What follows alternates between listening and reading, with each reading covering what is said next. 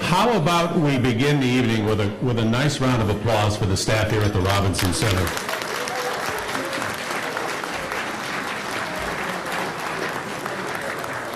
And in particular, Sam and Rob in the back, the staff here, pardon me, has been absolutely wonderful to work with. Good evening and welcome to the Robinson Center in Little Rock, and welcome to this NATAS Mid-America Gold and Silver Circle induction ceremony. In terms of introductions, my name is Kris Ketz. My day job is anchoring the 5, 6, and 10 o'clock newscasts at the Hearst-owned ABC station in Kansas City, KMBC, which is a place where I just celebrated my 40th anniversary this past Tuesday, which my mother would tell you all that means is, well, it appears he can keep a job. I was inducted into the NATAS Mid-America Silver Circle in 2012, and I am here tonight as president of NATAS Mid-America. And on behalf of our 850 members, believe me when I tell you that we are thrilled to be here tonight to celebrate these 8 broadcast legends that we are here for this evening. And if you are still sitting there wondering what is a NATAS, well, let me help you with that, because I had the same question years ago. NATAS is short for the National Academy of Television Arts and Sciences. In short, we are the Emmy people. NATAS Mid-America is one of 19 chapters, regional chapters across the country, and we represent broadcast professionals in all or part of 7 states, from the Quad Cities way to the north, which is where I grew up, all the way to Shreveport and Monroe, Louisiana to the south, and pretty much every television market in between.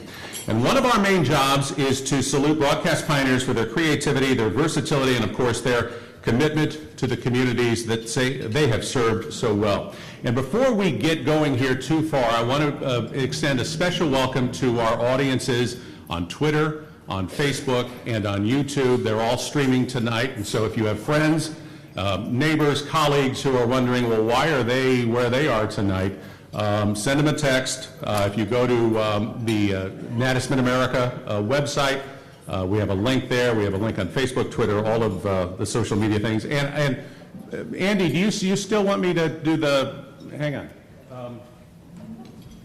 It's social media. This is what we do.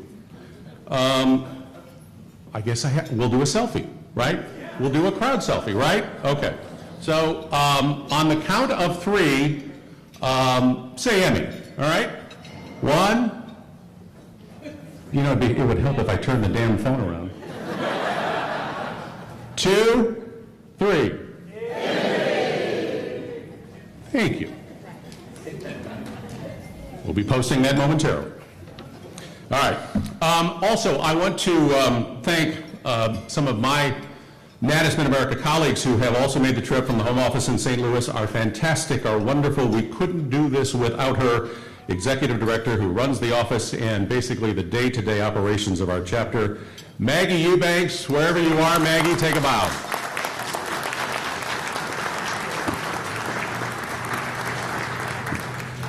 I also want to recognize any previous members, any previous inductees in the audience tonight, please, if you would, and Board of Governors who may be with us tonight, please stand and be recognized by this awfully good-looking crowd tonight.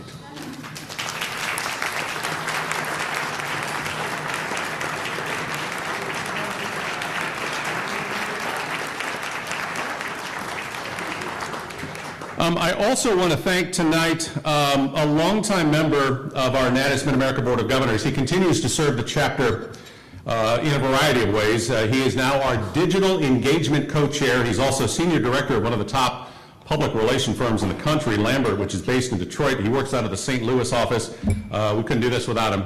Handy lights.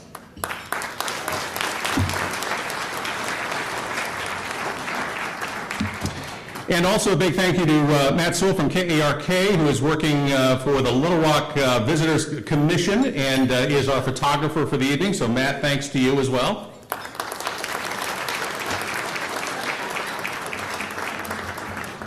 Bill Smith, also a Little Rock television legend after a couple of years, also helping with us tonight. Bill, thank you as well. And I would also like to thank all the good people at Branson Tourism for their support of this chapter and in particular this event tonight. They have been an absolutely wonderful partner for us down through the years, and it's one more reason to keep Branson in your thoughts when planning a visit. Now, to our honorees tonight, we would like all of you to gather kind of in that back corner there at the end of the evening. And if you forget, don't worry, I'll remind you later. But there's going to be some picture taking, that sort of thing. So that back corner where the banners are, where Maggie is standing right now, a lot like Vanna White. So there you go. All right. The chapter is also always in need of judging, and judges in particular for Emmy Awards and other chapters across the country. The standard of excellence, the Emmy Awards, we're all about that, and it relies on volunteers to keep that going. And if you're interested in that, reach out to Maggie, that is, to get involved. Now, the 8 people that we are here to honor tonight are products of an induction process involving nominations from colleagues, lots of frank and candid discussions at the committee level, numerous votes, and that is before committee recommendations are brought before the entire NATAS Mid-America Board of Governors for final decisions. Before I became president of NATAS Mid-America, I was chair of this chapter's Gold and Silver Circle Induction Committee. And the bottom line to this is, when it came time to honor the people that we are honoring tonight, I was chair of that committee and was obviously deeply involved in those discussions and those decisions. And I always felt like as chair, it should be really hard to be where we are tonight. It should be hard. It just should be, and it is. And so I can't emphasize enough what a really big deal this is for the 8 people that we are honoring tonight. But our first honoree, tonight is someone that you all know and is a household word when it comes to television in this part of the world, Steve Barnes. This is somebody who has essentially covered every major news event in this great state for probably the last half century. And reading his resume, believe me, would take all night. But here's a taste of some of what Mr. Barnes has accomplished. 3 months ago, the Arkansas congressional delegation was in general more than complimentary of the man who lives in this house. I had always envisioned myself as a newspaper man. And I had planned since elementary school to work in newspapers. What deal was that? When there were no newspaper positions open, somebody suggested that I try radio or television, and there just happened to be a weekend slot open. Basically, it was a copy boy's job at one of the stations in Little Rock. For what may be the first time in the history of this nation's involvement in Southeast Asia, Senator John McClellan has stated that he will not support an executive request for military aid.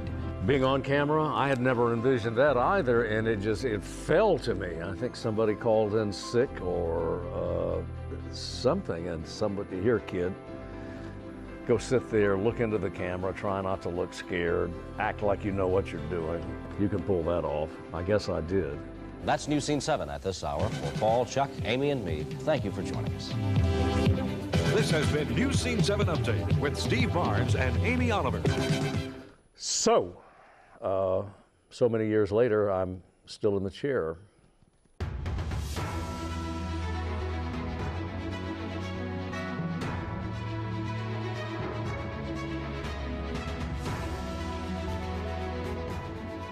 From its origin, Arkansas Week has been about perspective and analysis, long form, the interview that need not be compressed into 40 seconds or less.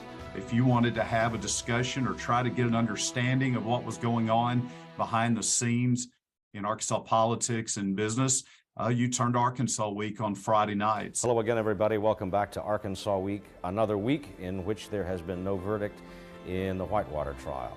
I think we're at week 12 now, but maybe we can work that out in the next few minutes. He could finish my thought if I started stumbling. Steve could finish his thought beautifully and move on to something else. And he made us all look good. There's a gift to that, really. I guess like playing in a band for a long time or something, where you kind of know where somebody's starting to struggle and you need to step up and cover for them. 4 of our House delegates, all 4 Republicans. There's time to reflect, time to produce, time to assess, time to share with an audience what you cannot share simply from the virtue of having more time, what you can't share on a regular news broadcast. You can be in some corner of the state and someone will come up to you and say, thank you for the program. It's really a satisfying feeling that you have contributed in some small way to their world.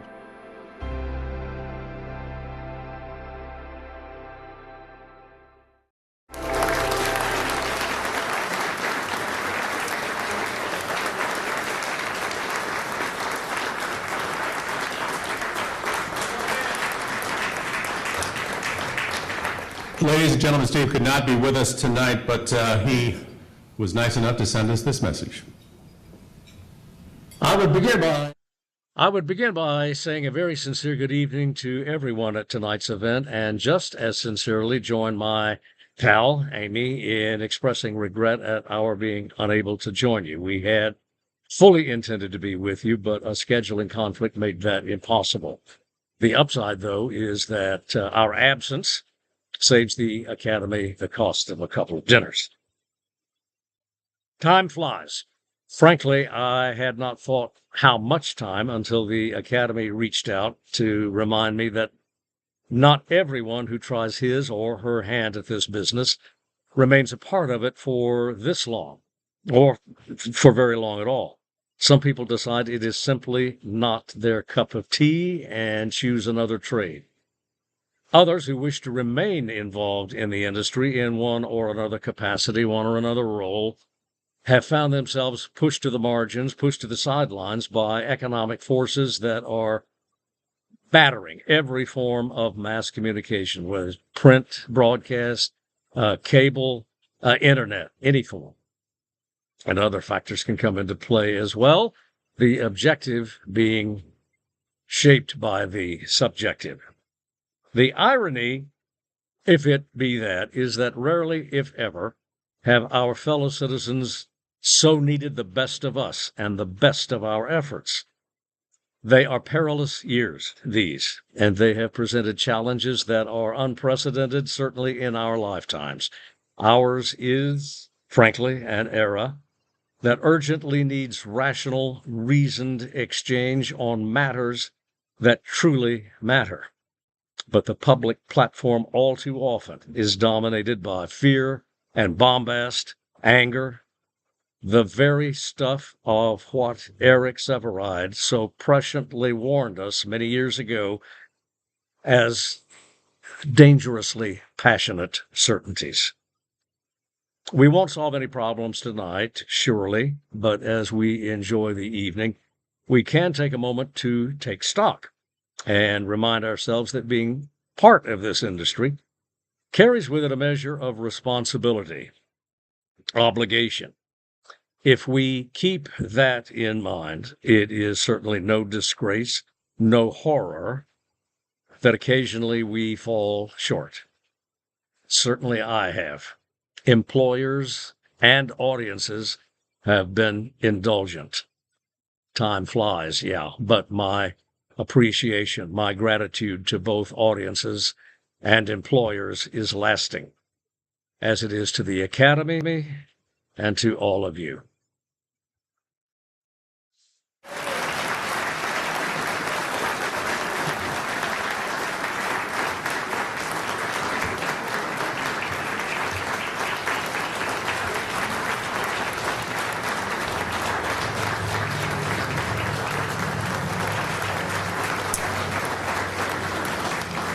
What he said.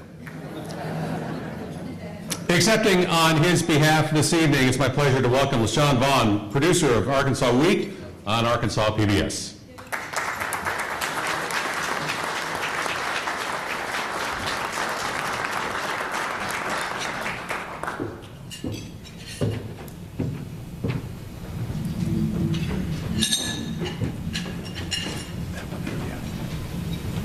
say something? Hello, I didn't know I was supposed to say something. But it is definitely a pleasure being here tonight, and definitely amongst all of the other inductees that are being honored. It's definitely a pleasure. And also to have, to know Steve and to have worked with him all these years. It has been a pleasure, truly a pleasure working with him. And I know he would be, I don't know if he would want me to say this, but I grew up watching Steve. And I can tell you, I was quite intimidated when I first started working along with him, but I've learned so much from him. And once again, like I said, it's been a pleasure working with him. And I know he is very appreciative of this award. So on behalf of Steve Barnes, I do accept this. Thank you.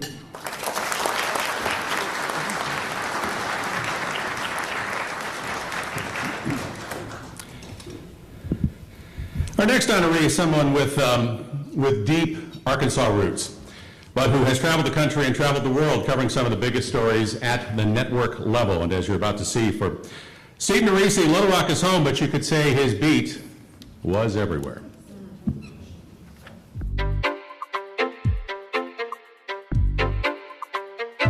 Steve Narisi.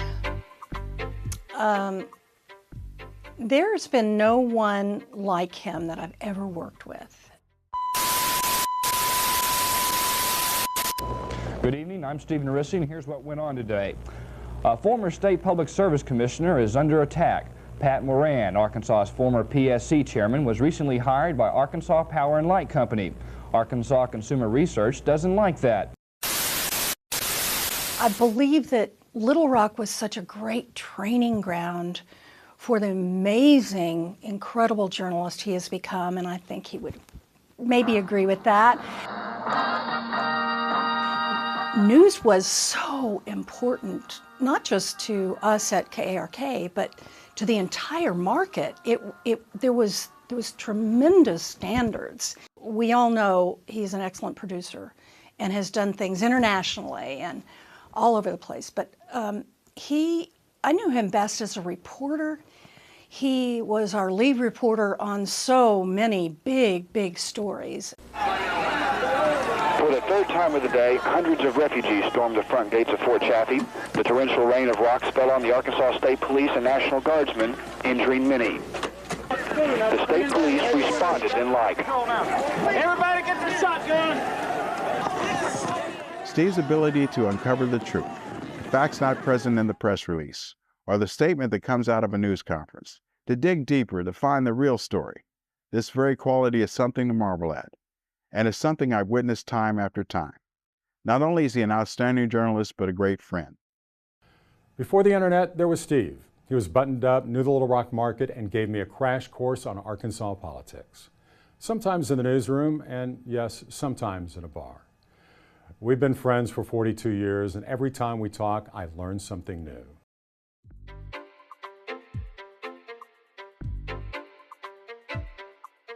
The three C-17s launched just after dark. It's a bit after 9 o'clock now, and we're still 3 hours away from Afghanistan. The terrorist cell in the Philippines was operating in the early 1990s, the very same time that Timothy McVeigh and Terry Nichols were plotting to blow up the Murrah building in Oklahoma City. The Pakistan government says it has closed its borders, but this territory is so vast and porous that almost anybody can slip through: refugees, Taliban, even Al-Qaeda members. In Islamabad, I'm Steve Narisi, CBS 11. The CBS 11 crew of photographer Billy Sexton, producer Steve Narisi, and me, reporter Robert Riggs, were fortunate to be embedded with the 552 Patriot Missile Battalion. Narisi, Sexton, and I spent 2 months with the 552, and the most important thing we learned is that almost anything can happen in war, and often does. Always been a pleasure working with you. Being with you in the field always made me a better journalist, a better photographer, so I always thank you for that. Not only to mention your professionalism, but your humor.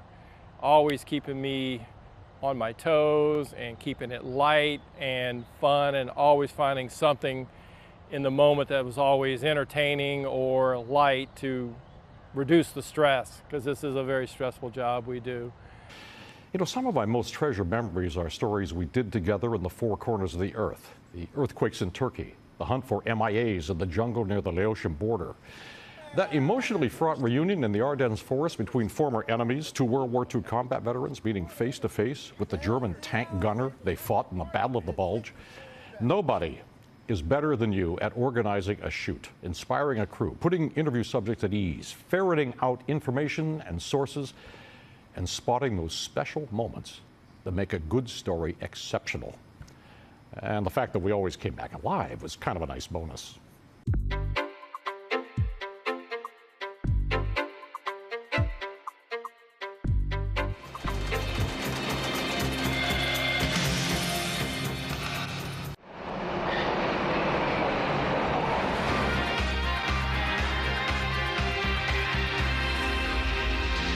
The fact that our German networks let me report from this DC rooftop for literally decades has a lot to do with Steve Narisi. We first worked with him in the 90s. He was our stringer in the southwest of the country, but soon we let him cover stories for us, you know, almost anything from hurricanes like Katrina to fires to political disasters. Steve was the best producer, the best field producer especially, I ever worked with. I still miss him, but of course there are always some problems. One of his main problems for me was he never learned German. The three words he managed was bitte ein Bier.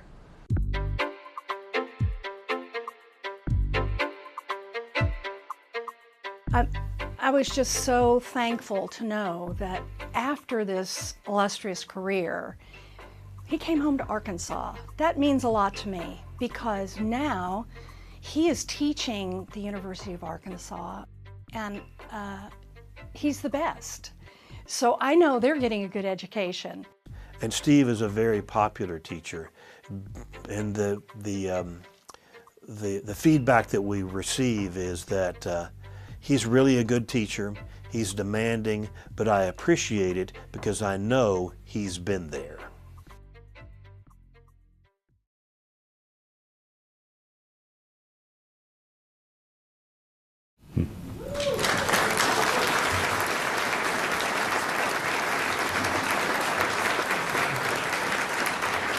Man, I want to be in that class.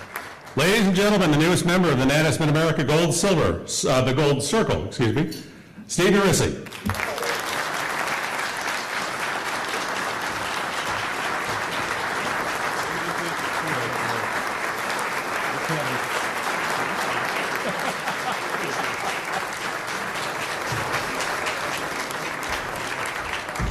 Thanks, folks. It's good to be home. I'm going to start off by thanking the Mid-America Emmys for this and all the people here who have come to see me and for this one day. It means a lot to me. I have people from out of town, people I've worked with 40, 45, 50 years ago, which means a lot. I think my brother was inducted a few years ago in the Golden Circle, and Mike, we may be the only brothers in the Golden Circle, or at least the only ones still alive. So, I mean, I want to thank the people who have helped me along the way. I started in Fort Smith, Arkansas at a broadcasting outlet called KFBW TV. It was owned by the Hernwright family. They didn't have a lot of money, but they let us do news. And John Hernwright was the first one who put me on the air. And I look back on some of those early stories I did, and I'm thinking, like, what the hell was he thinking? And he saw some of it earlier, I'm like, bring in. But John put me on the air, and he encouraged me, and he kind of nurtured me. But I didn't feel like I had a home until I came to Little Rock. This is a wonderful market. I came here and I found a home in Little Rock, I found a home in the market, and I found a home at Channel 4. And you know, if you're inducted into the Baseball Hall of Fame, a lot of players play for different teams, so you get to represent the team you want when you go in. And so my ball cap's KARK. You guys have been really good. I mean, it was, as you saw, we have made a lot of connections. You know, Carolyn Long, Dwayne Watkins, this table over here. We all worked at Channel 4 in the 70s and 80s. That's how far back it went. And we had a really good manager, David Jones. I want to thank you for that. You allowed us to be journalists, and a lot of people can't say that. As long as we had our facts right, never had the sales department breathing down our neck, We were able to go out and do those stories as long as we got it right. And we made lifelong friends here. It was a heck of a market. It's still a great market. And when I was here, we had 3 TV stations: Arkansas Democrat, Arkansas Gazette, UPI, Associated Press. Then you had the bureaus of the various newspapers, like the Memphis Commercial Appeal. And not only did we compete against each other, there were good groups on every station, every outlet, but that night we'd all go out and party together, you know. And we would, like, next day we'd start all over again. And we'd end up like at Peck's or Slick Willie's or, God forbid, the Checkmate. But the next morning we'd get up and do it all over again. We'd compete head to head. We always kept friendly relations and we always helped each other. So Channel 4 was really beneficial to me. And one of the people at Channel 4 is no longer with us. I think he's in a great racetrack in the sky, Gary Long. And he's a legend. For those of you who don't know Gary, he had some quirks. He may have fought too close to the Ho Chi Minh Trail in Vietnam. But the man knew news. And I had a skill set when I came to this town, but not quite the same skill set when I left. He had an intuition and news I've never seen before. He's been the best, and I learned a lot from him. So let me tell you a quick story. When I left Channel 4, I got a job at NBC Bureau in Houston, Southwest Bureau. I was a freelancer, and I was a producer, and I worked with a couple of guys from this market, Holt Holyfield from Channel 11, and also Bob Elliott from Channel 11. Great guys, and we were covering the Southwest, and I thought I was doing a pretty good job, and we were doing some major stories. And after about a year, they announced that they're going to open up a second producer position at the Bureau, and I said, well, this could be mine. My news director, bureau chief, Ray Collin, took me in and said, I'd like to give you the job, but I'm sorry, New York's got it down. They're going to send one of their boys down. There's nothing I can do, I'm sorry. So part of my beat back then was a space shuttle, and I spent 12 to 15 days a month covering the space shuttle. So after I had this meeting with Ray a few weeks later, the Challenger blew up. And if those of you remember, it wasn't just a national story or international story, it's a generational story, like with the Kennedy assassination or 9/11. And so all the boys came down from New York. I worked with Tom Brokaw and his group, a vice president or two, people from across the country. And for a week, we put these really incredible newscasts on the air, and one won a national Emmy. So after about 2 or 3 weeks after they came down, I got called back into my bureau chief's office, and he said, Steve, the job's yours. I don't know who you impressed, but the job's yours. Now, I'm not telling that story to brag, well, maybe a little bit, but the reason I got that job is because of skills I came out of Channel 4 with. And it's a great market, I think it still is. So you in the field who are still doing that, congratulations, because you're carrying on the tradition. I just want to say that nowadays, I teach at the University of Arkansas, kind of getting into something of what Steve Barnes said, and Steve and I are in the market at the same time. But, you know, you've heard the term fake news, I'm sure, right? We know where it came from. We know how long it's been around. So the first day in my class, every semester, I talk about fake news. And I said, I don't know what fake news is. I've never seen it. I've never practiced it. People I work with haven't practiced it. People here in the audience haven't practiced it. I'll teach you journalism, but I know nothing about fake news. I said, fake news is what happens when someone has something to hide, and that's what they start yelling. So for those in the field who are still working, totally in the trenches, remember that. Your job is tough because the newspapers are going by the wayside, so what does that leave? Broadcast journalists. I don't know how long that's going to last. No one's figured out the business model yet on the internet, but broadcast journalists is like a firewall for democracy, and no one knows local news better than you people here in the audience. And this is what's going to keep democracy alive and society alive in America, so keep doing the job you're doing. And if I can leave you with a couple of things, is what I learned in the business is, one, my motto has been for these guys who raised me in the business is comfort the afflicted and afflict the comfortable. And two, don't give people what they want to know, give them what they need to know. So thanks again, folks. Enjoyed it. Congratulations. Welcome to the club. I love it.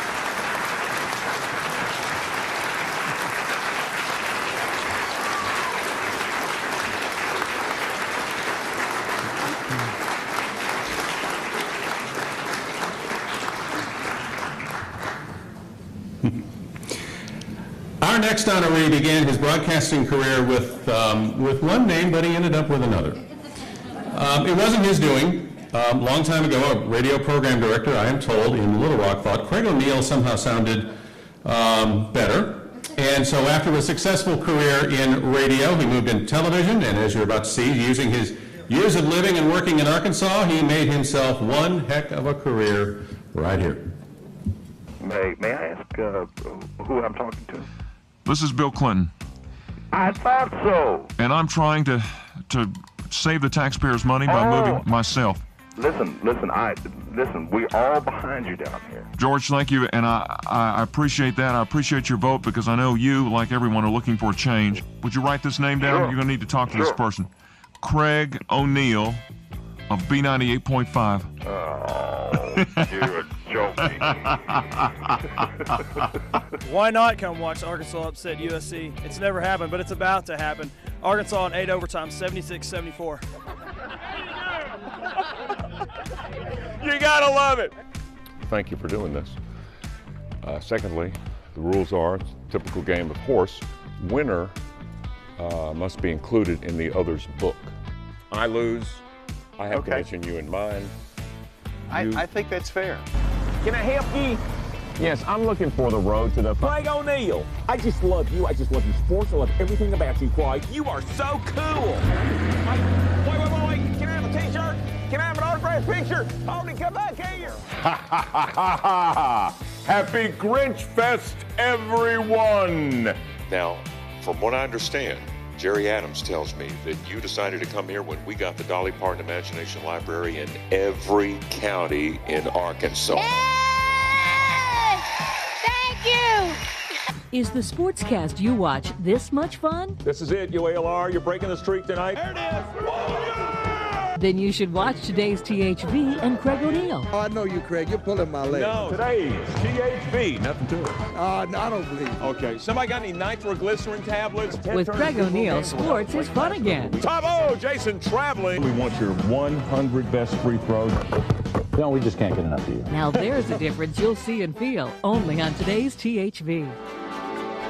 And welcome into THV 11's special edition of Election Central. Thank you for joining us. I'm Craig O'Neill.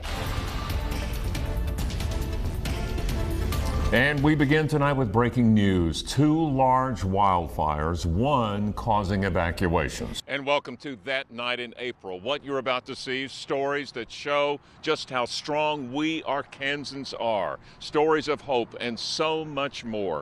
So tonight, the call to action. You got an hour a week to meet with 2 young students, 30 minutes for one, then 30 minutes for another. Just an hour a week. Students that teachers select read to you, hear you read, a bond is formed, confidence grows, a life has changed, a state has changed, you are changed. Every conversation I've ever had with an Our Kids Read tutor ends the same way. They grab my arm and they go, Craig, this has changed my life.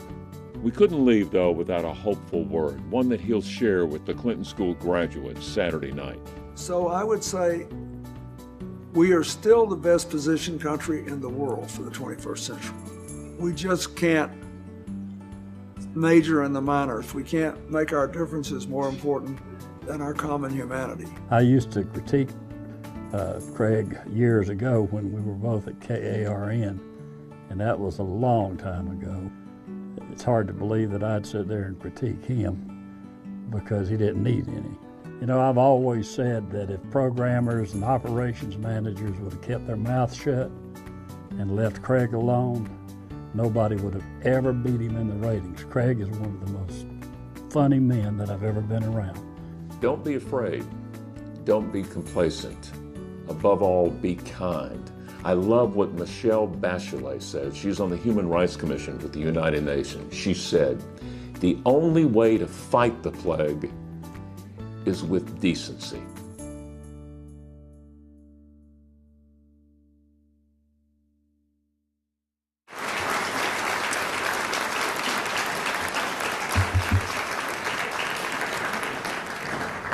The newest member of the NATAS Mid-America Gold Circle, Craig O'Neill.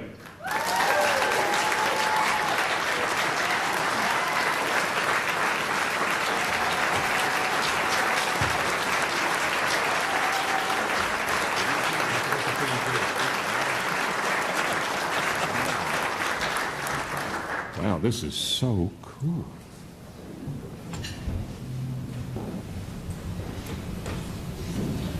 Is there a check?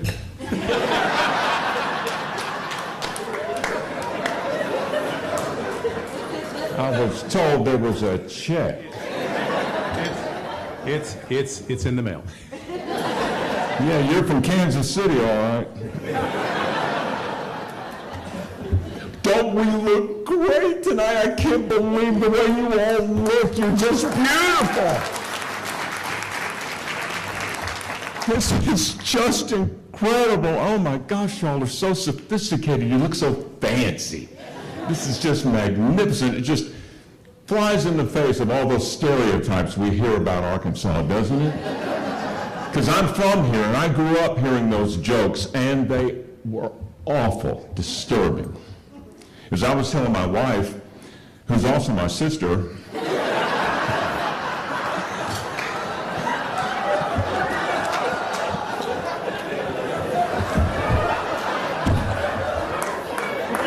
don't laugh at your own material. You sure you want to do this, Emmy? Do you know how many pranks I played when I was on radio? I called U-Haul after Bill Clinton was elected as Bill Clinton wanting a U-Haul to take furniture up to the White House. I called the University of Texas 2 days before they played Arkansas on national TV as the helmet company, recalling the helmets.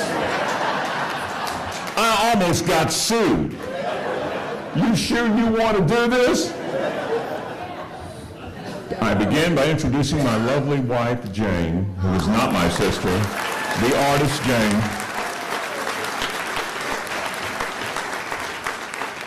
Who in 1998 said, and I quote, "You're not really going to go on the TV, are you?" And I took those pranks to television. I did pranks in TV. I went to Knoxville, 100,000 people at a Tennessee game. I put on glasses and a bad coat and a terrible Eastern European dialect. And I took a photographer with me to interview the people of Knoxville. And the photographer took the pictures as I asked them, why is this football here so big? And the Tennessee people go, well, we just like our football, and we just think it's the greatest thing, and we're better people for it. And I would go, well, thank you very much. We'll show this in Little Rock. They should have known something was up because my photographer was black. Ain't nobody from Eastern Europe. We took strawberry crates and filled them up with marshmallows and went to the farmer's market with a sign that said homegrown Arkansas marshmallows. And we hid a camera, and my son was the farmer selling the homegrown Arkansas marshmallows. And my son, I'm so proud of this, my son tells them, you see, we found that glucose is an alternative energy source, and whenever we use it, we get marshmallows as a byproduct. He made $36. I'm just so proud. You sure you want to do this? I hold the record at THB 11 for the most bloopers. The most bloopers. I probably hold the Little Rock record. I have mangled names. I have mangled places. I have mangled words. I have walked in front of cameras. I have walked behind cameras. I have been on camera and not known I was on camera. And I have a bad record of tossing back to anchors, and they're always the wrong anchor. I once tossed to Donna Terrell, and she works over at Fox 16.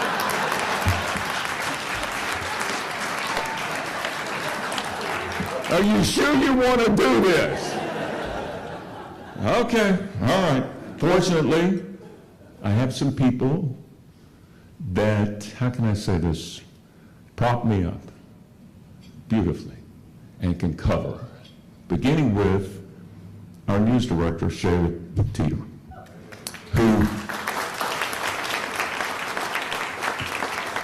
who begins and ends every meeting with gratitude. How beautiful is that? Our general manager, Marty Shack, ladies and gentlemen.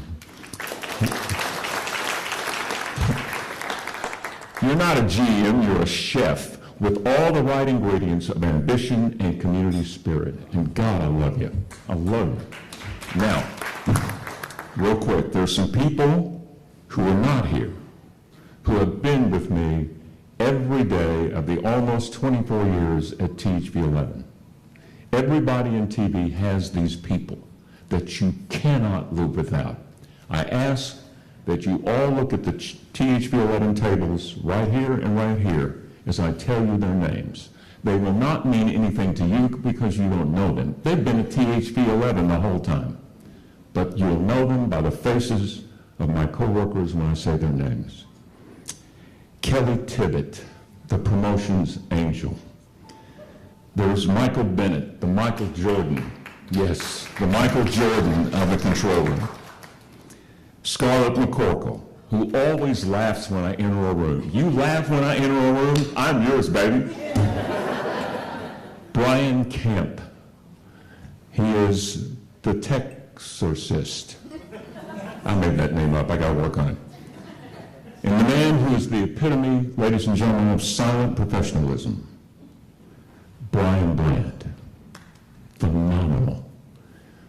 Look, I love how we're going, yes, sir. It's like suddenly it's a revival. Yes, sir, Mr. Correa. Yes, sir. Yes, that's right. And finally, Jane. Jane has been with me every step of the way for television and for radio. And Jane, the answer is yes. I'm going to try television. And oh, one more. The woman who has got me onto late night TV after spending most of my career trying to get on The Tonight Show, the woman who got me on The Tonight Show because of one of the greatest bloopers in the history of American television, Dawn Scott, ladies and gentlemen.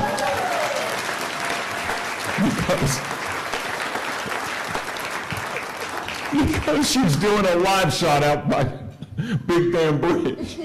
And for some reason, the polarity is something with the audio. When we toss to her, she goes, well, Craig, it's a beautiful night out here. And it ran on Kimmel, it ran on Late Night on CBS. Baby, you got me to The Tonight Show. Thank you. That's a check.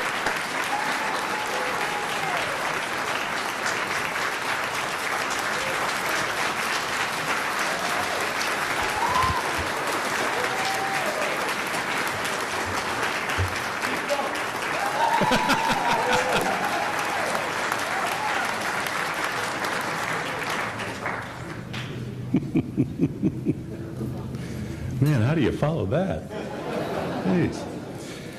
When our next honoree was just 17, he apparently had absolutely no interest in radio.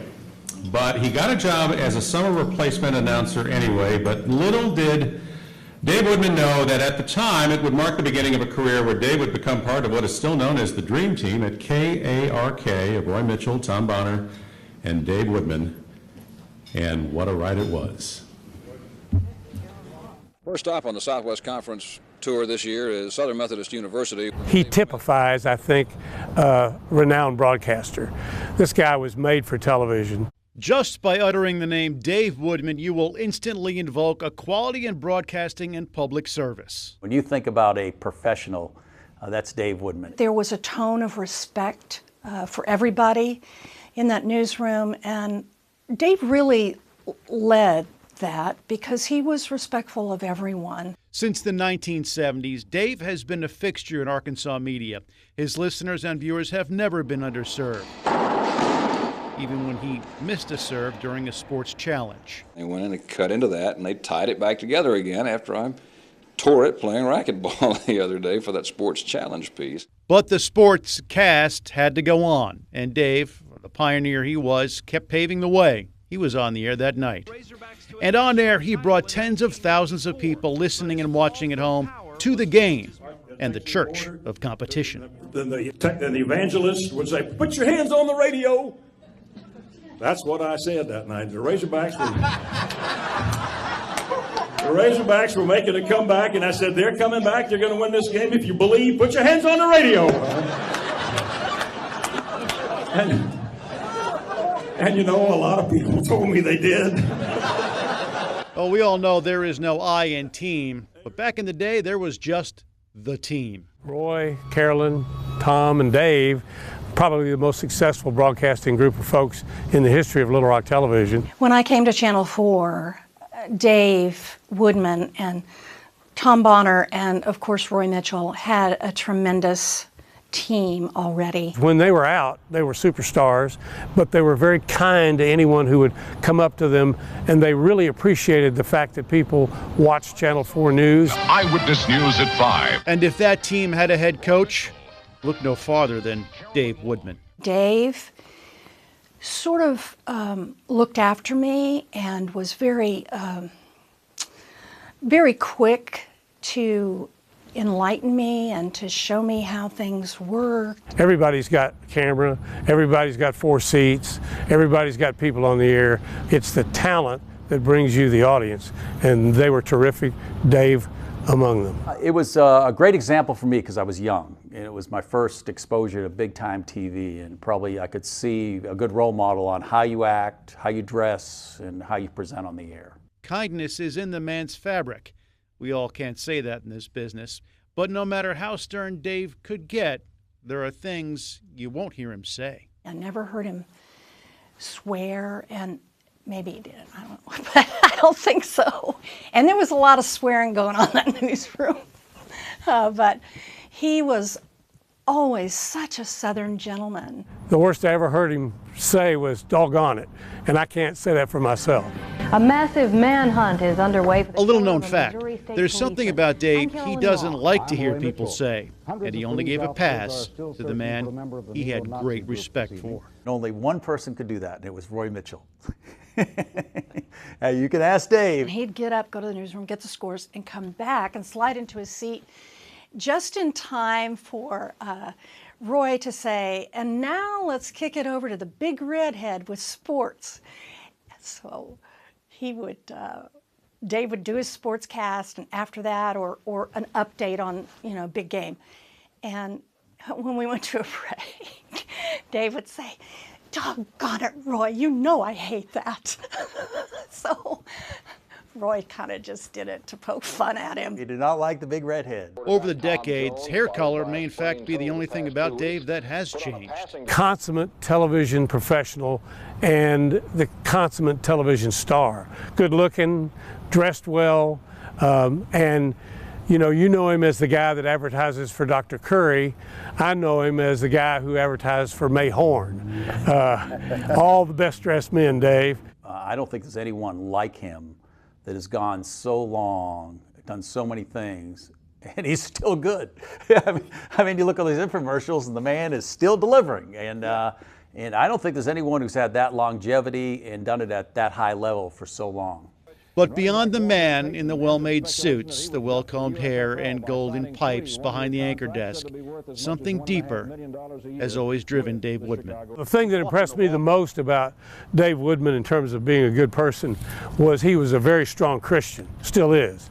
I think he might have laid bricks in the new Emmanuel Baptist Church because he's been around Emmanuel Baptist Church since he walked into Little Rock, Arkansas. Later in life, you think of the people who had an effect on your life and helped you be the person you are today, and Dave was definitely one of those guys. Thank you, Dave, for all your love, all your expertise, your incredible abilities. You have done a wonderful job. Kudos, bravo, we love you. Dave may have and still loves his TV family, but make no mistake, who his heart still skips a beat for, the family that has shared him with the rest of us. Has a great love for his wife Lydia, who he talked about almost every day, and his 4 children. He was a good daddy.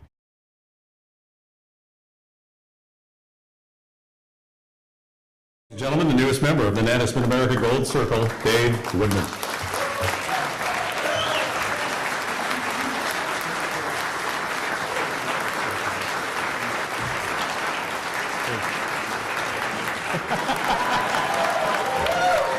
Thank you. Okay. You forgot the rope. I can't hang this thing around my neck. Oh my gosh. I couldn't sleep last night. I had this nightmare that I had to follow Craig O'Neill. Doggone it, it came true. Dadgummit. Doggone it. Bob, thank you. I mean, in Channel 4, whoever put that thing together, they don't really know me. But thank you, that was incredible. You know, we don't stay up till 10 o'clock anymore. 8:30, it's time to start getting ready to go to bed. You night owls who stay up till 10 and watch the 10 o'clock news. So I knew they were going to run that piece Thursday night, so I set my DVR. Yeah, I'm old, but I know how to set a DVR. And I recorded it, and I watched it the first thing Friday morning. News directors, anybody who works in the newsroom, you don't allow 7 minutes for a piece. You just don't allow it. Ernie, I don't know how you let him get away with it. But after I watched it, I said, dadgummit. That was a long piece, and I went back and timed it. 7 minutes, I think, from Bob's introduction to Bob and Laura's little discussion afterwards, 7 minutes and 7 or 8 seconds, I think, out of a half-hour newscast, and thank you very much. Ernie, thank you for allowing that. Bob, thank you for doing it. Channel 4 production, thank you. Thank you, Ernie. Wow, what an honor. What an honor. Thank you, Kris. Thank you, everybody.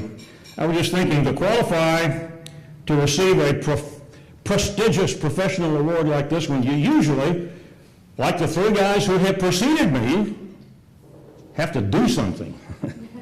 All I had to do was hang around for 50 years. And I only got asked to leave one time. And I'll talk about that a little bit later. But seriously, the person who said, if you love your job, you'll never work a day in your life, was right. Well, now I have to back up on that just a little bit. One exception was when a certain news director, who shall remain anonymous, he had a reputation for creating newsroom chaos when he came in here, and he was hired to fix a product that really wasn't broken, and all he did was break it. And we got in trouble. We had troubles. But thank you, Ernie Paulson. Thank you for Channel 4 management. Thank you for everybody at that station. You have overcome that, and you are definitely back. You've got some great people on the air. And I don't want to mention Bob Clausen too often because he won't be able to get his cowboy hat on. But Bob has agreed to speak at my funeral, so you can tell that we're pretty close, pretty tight. I hope that won't be the next few days, Bob. Bob's here at the Next Star table along with Ernie Paulson, news director, and I can't go any farther without mentioning my friend Greg Yarbrough. He has been the assignment editor, and Greg Yarbrough runs that newsroom. Greg, thank you for being my friend for so long. Thank you. And as I look around this room tonight, I see people who have contributed an awful lot of talent to our craft. Not only my fellow honorees, previous honorees, but future honorees. We got some future honorees in this room tonight, I dare say. My time in the limelight has ended. The baton has been passed to the future Steve Barneses, and Craig O'Neills, and Steve Narisis, and Dave Woodmans, and that immortal philosopher Yogi Berra so correctly said, the future is ahead of us. That's deep. You got to think about that. To the other honorees and to you in the room who have given of all of your wonderful talents, I want you to know that I appreciate everything that you've done over the years and are still doing to make the magic of television work. My friend Tom Bonner, who was unfortunately not able to be here tonight, used to tell tour groups who came to the station that he had no idea how we got pictures to fly through the air. But our technicians, our engineers knew how to do it. You know, I think the finished product is kind of like a delicious chocolate cake. The on-air personalities may be the icing on the cake, but newsroom personnel, producers, directors, photojournalists, editors, camera operators, audio techs, sales reps, they make up the cake. Some of the flour, some of the sugar, some of the milk, some of the eggs, and each one stirs in his or her ingredient to make the wonderful finished product for our audience to savor. Thanks to each of you for doing your part so people like me can represent you by accepting awards like this. Now, I'm not sure how I was nominated for this honor or by whom, but I do remember something that happened after this event 6 years ago. The Academy had honored Carolyn Long, who is also here tonight, and the too soon departed Louis Short. When Louis's name was mentioned earlier, there was a scattering of applause. I want you to give Louis Short the recognition that he deserves. God rest his soul. I work part-time at a local funeral home, and I had the honor or the privilege of working at Louis's funeral. Guess what was on an easel right down front in that funeral home? That. Thank you, Louis Short, for everything you did for us. I remember how Louis loved to work the morning shift so he could get off at noon and play golf. Every day. He came to work at 2:30 in the morning and got off at noon and went straight to the golf course. God bless him. I do remember, though, after that night, after Louis and Carolyn were inducted, that I was on my way out of the Clinton Center, and Larry Foley, now there is a name in journalism in this state, Larry Foley walked up to me and he said, "Dave, you ought to be receiving this award." And I said, "I didn't even know this award existed until tonight." So here I am. Thanks to my nominator, whoever you were, and to the Midwest chapter of the Academy for seeing me through, getting me through to where I am right now. And a special thanks, Maggie's already been mentioned, but Maggie Eubanks, thank you. She patiently answered my emails and phone calls concerning the venue and the tickets and the dress code, et cetera, et cetera. Thank you, Maggie, for doing the behind-the-scenes work to make this event a success. Where are you, Maggie? I want you to stand up, Maggie. There she is, right down front, handing out the boxes. Maggie and I have one thing in common. I used to be a redhead, as you saw in the video. I want to recognize my family, Lydia, my best friend and supporter. I met that woman when we were 15 years old, and I chased her for 6 years. And instead of "I do," when we stood before the pastor, she said, "I might as well."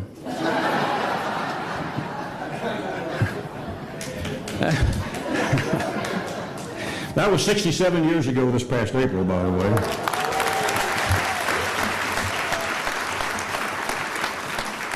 And I don't remember the last time we had all four of our children together at the same time. Our daughters, Sharon DeLay and Stephanie Woodman Washburn, who live in Little Rock and Bryant, respectively, and bless our lives with all they do for us. The same for their men, Rick DeLay and Johnny Swains. Our daughter Leslie, who is the executive director of an upscale senior living facility in Olive Branch, Mississippi. And our firstborn, Doug, recently retired. Oh my gosh, I've got 4 kids who qualify for senior citizen discounts. Doug lives with his wife Marilyn in Pineville, Arkansas. Anybody know where Pineville, Arkansas? I didn't. Hey, yeah. Welcome to the club if you don't. From Little Rock, you drive to Heber Springs, then to Calico Rock, hang a right on Highway 56, take a left toward Missouri, just past Harps, and start looking for the blue house on your left that was built during the Civil War.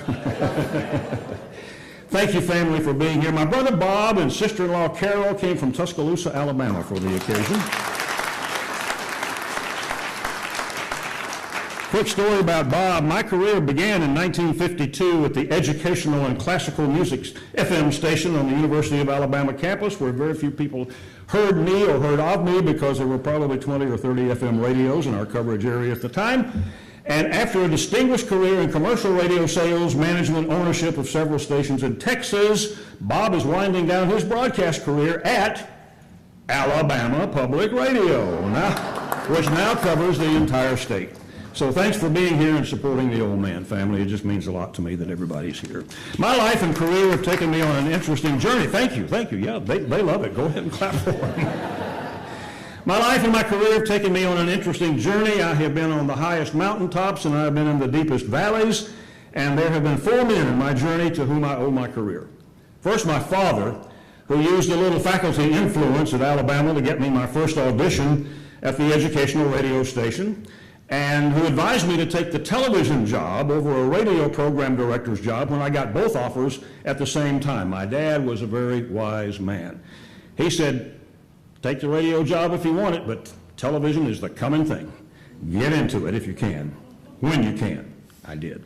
That first job was as a 20-year-old staff announcer at the NBC station in Montgomery, Alabama. From there, for a reason known only to God, I moved to a smaller market, Monroe, Louisiana, a CBS affiliate in Monroe, KNOE. And after 12 years there, I chased an opportunity to sell personal motivation programs. Any of you ever swallowed that bait? Unfortunately, none of my prospects seemed motivated to buy one. And my business venture designed to make us rich had the exact opposite effect. Kids all of a sudden wondered, Daddy, why don't we go to the circus anymore? Shut up. Why don't we go to the ice show? Shut up. Why don't we have ice cream after church anymore? Shut up! We was poor, and that was the first valley that I ever had to walk through. That brings me to the other three men to whom I will be eventually and eternally grateful. But I'm going to have to wait till I get to heaven to thank two of them. After the motivation business crashed and burned, I was strongly motivated to find a job to support this lovely wife and these rugrats. So along came a gentleman named Jim Tye, who was the general manager of KTVE, which is now a Nexstar holding, by the way. They were the NBC affiliate in the El Dorado Monroe market back in 1969. Well, Mr. Tye came to my rescue. He hired me, but he hired me not as an air personality, but a salesman. Not bad. A lot of people have gotten rich in TV sales. Problem I had, though, was the other two guys each had 75 protected accounts. That's 150 accounts I couldn't touch. So I didn't need anybody to tell me that I needed to get out of sales fast. So after a lot of begging and pleading and cajoling, I eventually sold my own sports show, and Mr. Tye had to put me on the air because he didn't have anybody else to do it, and he wasn't going to turn down a sale. And eventually, just a few weeks later, he made me his Arkansas news director, but he wanted me to work out of El Dorado. Well, we were getting ready to move to El Dorado, but we didn't, because Mr. Tye, remember the little quarter-page ads in TV Guide that every station got two in every edition of TV Guide? Well, Mr. Tye used one of those ads to promote me as his Arkansas news director. Savior number two, Robert L. Bob Brown, the GM at KARK in Little Rock, saw that little ad. He was looking for a news director to lead the transition into a radical new format, one in which the news, weather, and sports anchors actually sat in the same set and talked to each other. Can you believe that? Well, it was radical in 1970. Well, I quickly realized that the Little Rock market was too big for this old boy, and I had to tell him so in my interview, but thank you God, Mr. Brown was also looking for a sports director, anchor, to complete his news team, and in March of 1970, Roy Mitchell, Tom Bonner, and yours truly launched Eyewitness News, and KARK4 soared from the bottom to the top of the ratings. We did. And we held it for 16 years. That'll never happen again. The audience is too fragmented now. There aren't just three, as Steve Narisi mentioned. There are not just three television stations. There's so many choices for the viewers right now. So I don't think any television station will ever equal that record again. Then in 1978, the irrepressible Carolyn Long, seated right over there with her husband John Ballou, joined our team and held that spot until Roy's untimely death, Carolyn's move to Fort Smith, and Tom's decision, doggone him, to move from the weather set to the executive officers. So right after I meet Jesus, I'm going to look up Jim Tye and Bob Brown. But I won't have to wait to publicly thank the third man who had his turn in saving my career. And I'm going to get serious. Happily, he is still around. And he's here tonight, even bought a table to support me, and he can't believe that I'm going to talk about him. Look at him, his mouth is wide open. In 1974, following the tragic death of the popular voice of the Razorbacks, Bud Campbell, in a car crash, and after only 4 years at Channel 4, Frank Broyles offered me the coveted position of football and basketball voice of the Razorbacks. But the deal included moving to our fiercest competitor. David had just been named general manager at KARK, and his daughter Rhonda was fighting for her life at St. Vincent. And even with all that on his plate, I could not turn down one of the best sports jobs in the country. So I jumped ship. 3.5 years later, Coach Broyles called me and decided, Dave, I decided to make a change. That meant I lost both jobs. So I had still that same supportive wife, those same 4 children, one now in college, no job. Again, another very deep valley. Others in this room have had similar experiences. Do I see heads nodded that you've been in that same valley? It is scary, isn't it?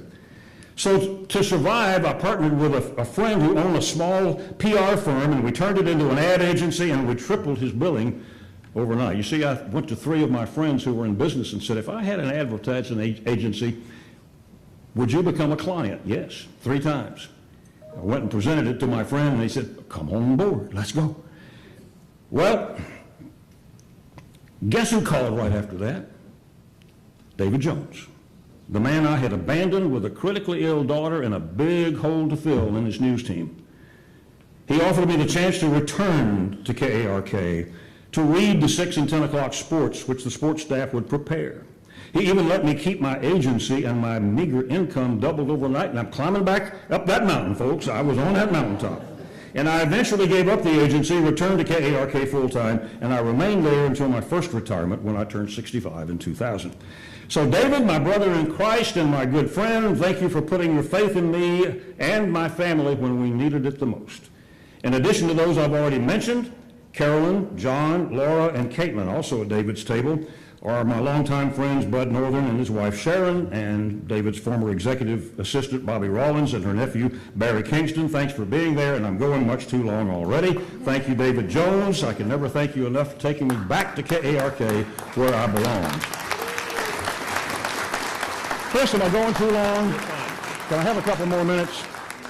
I referred to my first retirement from KARK because I've retired in quotes 3 times. In 2002, I was asked to rescue the station's Community Service Awards project. The producer had been terminated. I had 2 months to right the ship. We got it done, and I was asked to stay on for another year, which turned into 10 years. Retirement number 2. Then in 2015, I was asked back to produce one more CSA, which was truly my swan song. So for those of you who have already done the math, yeah, I'm 88 years old, and so is my bladder, so I've got to quit. It's been more than 53 years since I nervously teamed with Roy and Tom. By the way, Tom Bonner, I wish he was here tonight so he could hear this. He was the best personality weatherman this market has ever seen. And he wasn't a meteorologist. No, I'm not taking anything from the meteorologists who are now on the air, but Tom Bonner had what it took to be the best personality weatherman ever. We went on the air at 6 o'clock on that March evening, and what a ride it's been. And it's been mentioned, I still do a commercial or 2 every now and then, whenever anybody asks me. And that reminds me that I have one more person to thank, and I kind of wish he was here tonight too. Dr. Keith Curry, thanks to you. There are some Channel 4 viewers who are going to know that I'm not receiving this award posthumously, and if they waited another 6 years, I probably would. Thank you, everybody. Thank you very much, and thank you, Chris. Thank you. Thank you, everybody. Thank you.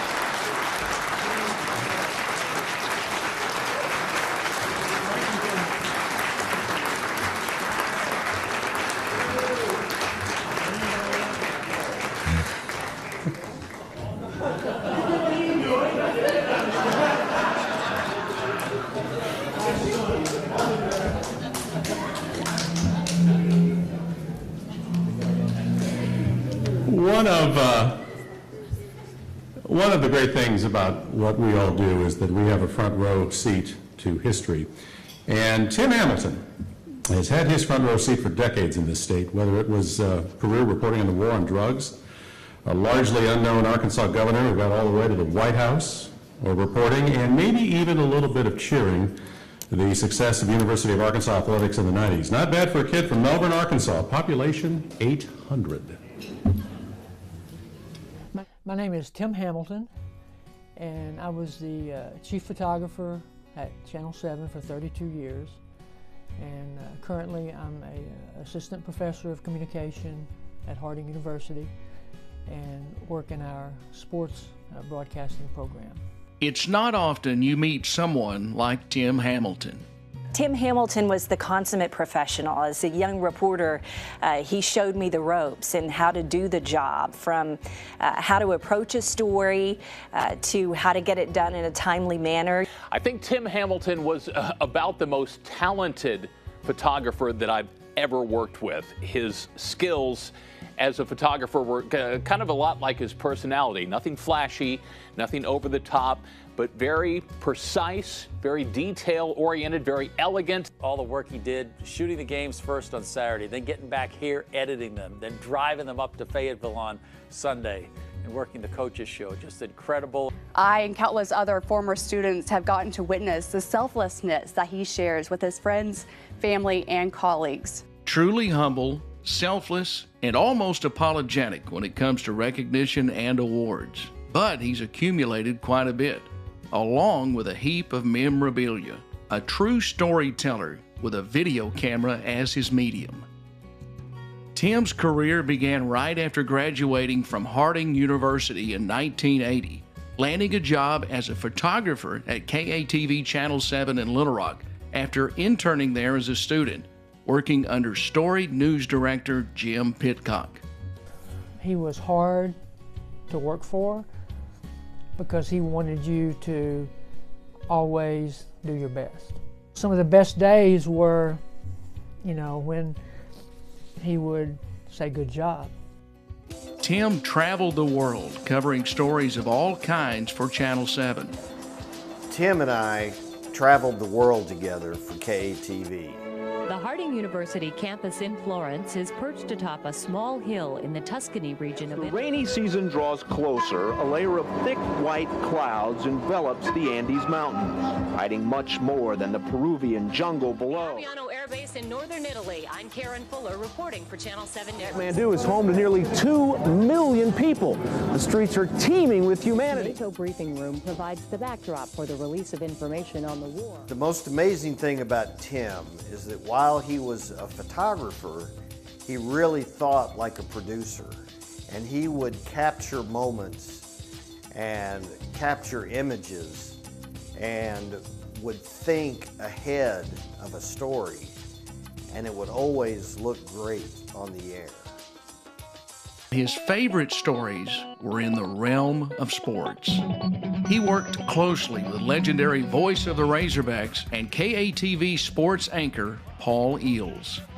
Touchdown, Arkansas! Oh my!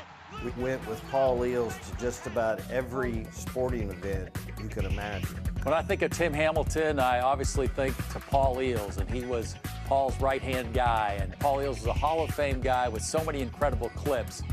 But I know firsthand those clips wouldn't have been the same without Tim Hamilton. His consistency, his dedication, a great example of when passion meets talent. I think Paul always knew that Tim was going to have every shot that he would need from a game. He was going to have every comment from an athlete or a coach who they interviewed. He could always rely on Tim to be there for him when it mattered most. His name is Tim Hamilton, and his camera brings you all of the pictures of Razorback basketball and football. He was maybe the hardest working man I ever saw.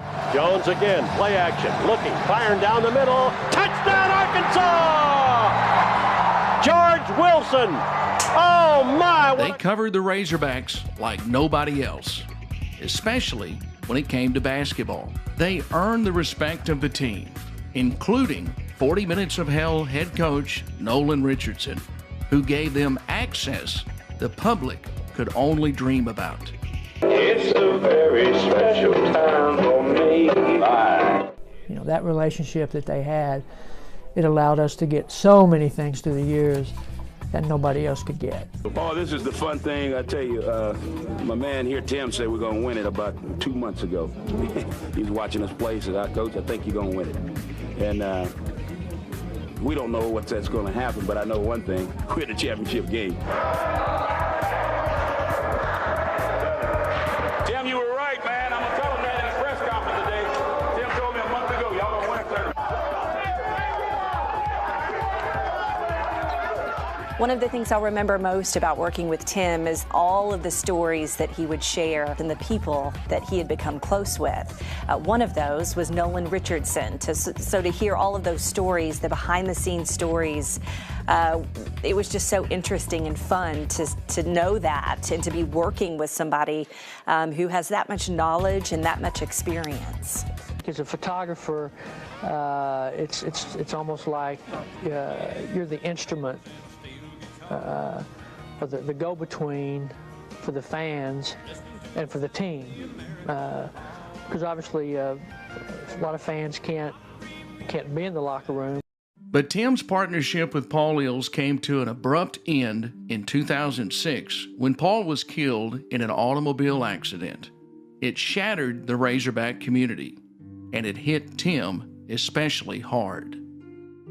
In 2012, after 32 years at KATV, Tim decided it was time for a change, to return to his alma mater to oversee Harding's many live student sports productions, mentoring the next generation of sports journalists and broadcasters. It's rewarding to see a student who is a director of that game. It's great when they can take the 4 or 5 cameras and tell a story. And when you really see that done well, you know, when to take a shot, what camera to take the shot on, you know, there's a skill to that. And you kind of have to know sports. You have to know the sport that you're directing. And so when you get a student who loves that sport and they get in the groove, they get it going, the flow, the pace, it's a beautiful thing. The students loved it, learning from one of the best. When someone just says the name Tim Hamilton, you can't help but smile. Tim was one of my professors at Harding University, and he quickly became my mentor. At the time, I was very unsure of myself as a journalist and really had no idea what I was doing. Well, Tim was the first person to pull me aside and just shower me with words of encouragement and wisdom. And now he's decided to put the camera down and do something else. Spend time with his wife, Laura, embrace the slower pace of retirement, and watch his favorite teams from the stands instead of behind the lens. Congratulations to Tim Hamilton, inductee into the 2023 NATAS Mid-America EMMY Silver Circle.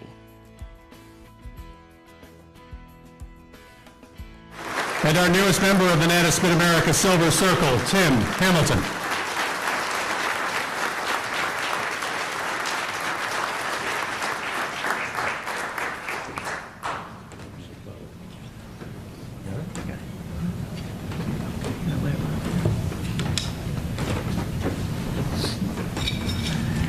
Well, I would just begin by saying my pulse is about 169 right now and holding steady, I believe. So a little bit nervous, but try to get through these next few minutes. But I would like to just begin by telling you that on October 30th, 2005, Paul Ills and I were returning from St. Louis, where we were doing a story on Matt Jones, the Arkansas quarterback who was playing with Jacksonville. And about halfway back home that evening, Paul's phone goes off. He takes the call, and I'm driving the Channel 7 vehicle, but I can tell something very special has happened for Paul. And so when the call ends, I'm anxiously waiting. I want to know what the good news is that he just got. So it was killing me. A couple minutes goes by, and finally he says, "Hey, that was the call telling me I have been selected to the Arkansas Sports Hall of Fame." And so he was very excited, humbled by that award. But what he said, and I'll never forget it, is he says, I know so many athletes in Arkansas sports history who should be in the Hall of Fame, and they aren't. I would love to take my spot and give it to them. And that's how I feel tonight. There are so many people that I can think of who are not in the Emmy organization, have not been awarded like this, who honestly I feel are way more deserving than I am. But I'm very humbled by this, a great honor, and so many people that I could thank. And you know, one of my struggles as I've been trying to think about what to say is not leaving someone out who shouldn't be left out. And so I've kind of worried about that a little bit. But I would like to mention my news director at KETV for most of those years that I was there, and the gentleman who hired me when I graduated from Harding in May of 1980, and that would be Jim Pitcock. And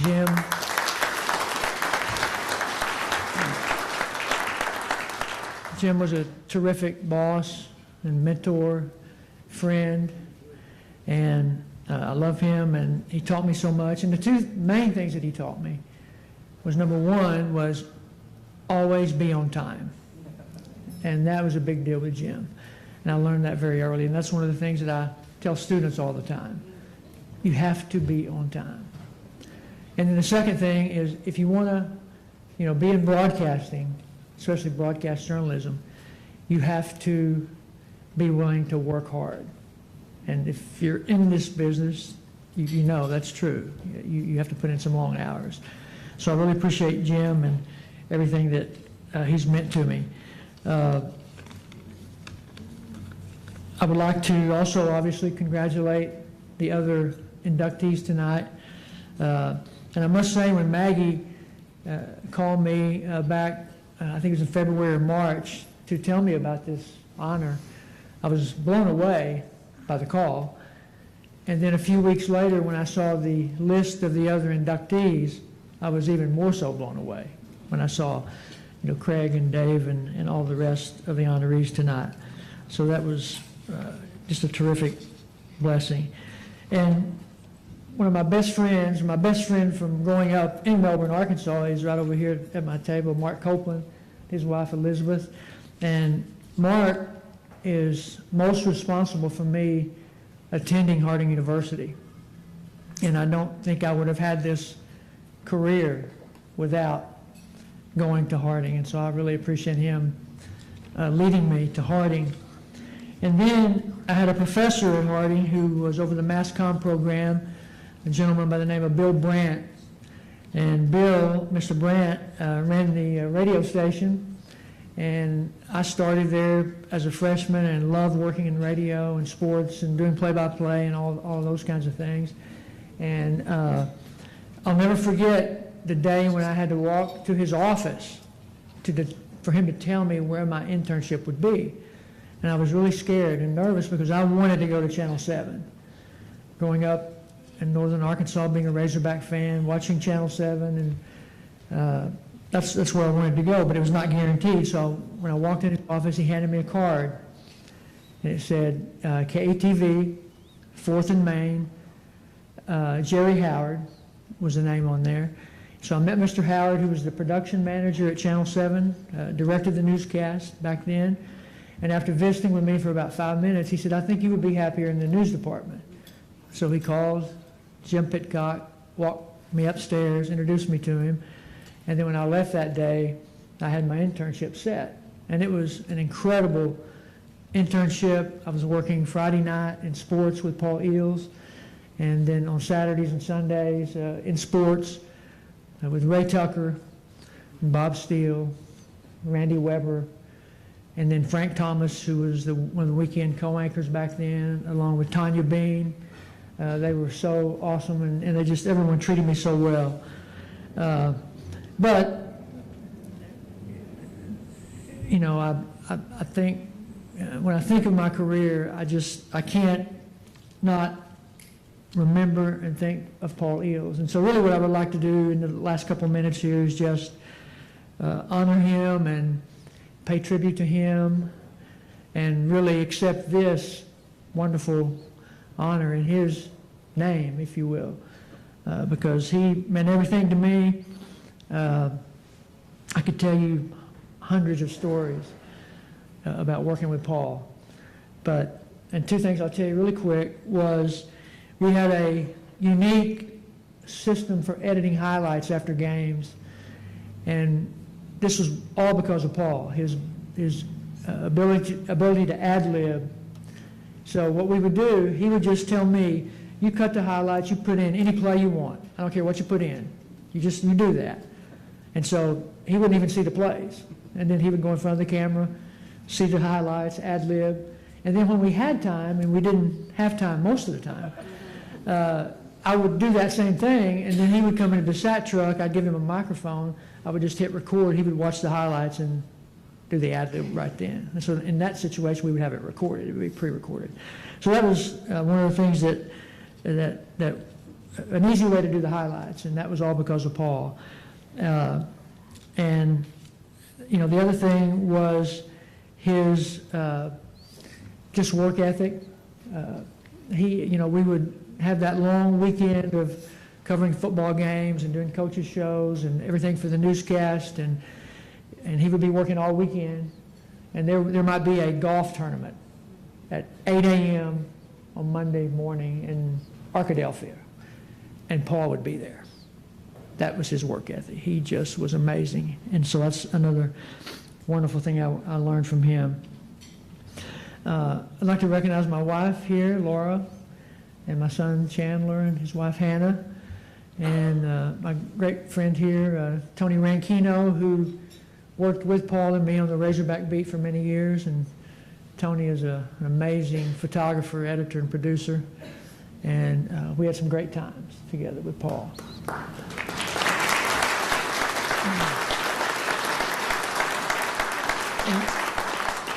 And then James Thompson is over here, a great friend who had many years at the Arkansas Gazette with Orville Henry, and then ended up later at Channel 7, ran the news assignment desk for us for a long time. And James is a great friend.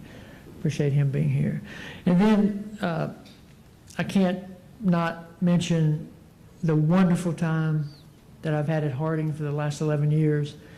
It has been a tremendous blessing, and it is so wonderful to get that text or that call from a former student who's now working in the business, and they're so excited to tell me what story they're covering and where they are and how much fun they're having.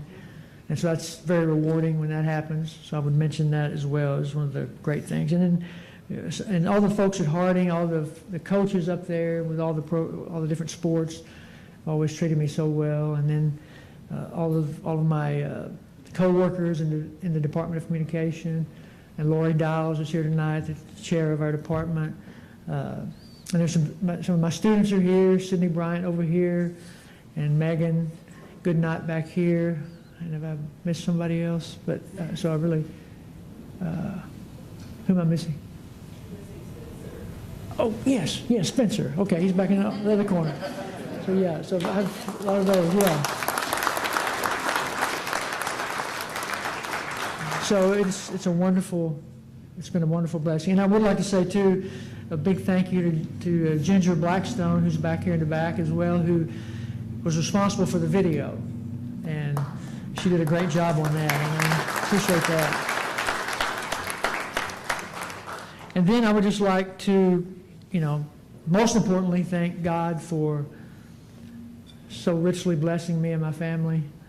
And, I wouldn't be here tonight with this award without him. And so I'd just like to give him all the credit and all the glory. And thank you to the Emmy organization. Appreciate it so much. And again, congratulations to all the other inductees. Thank you.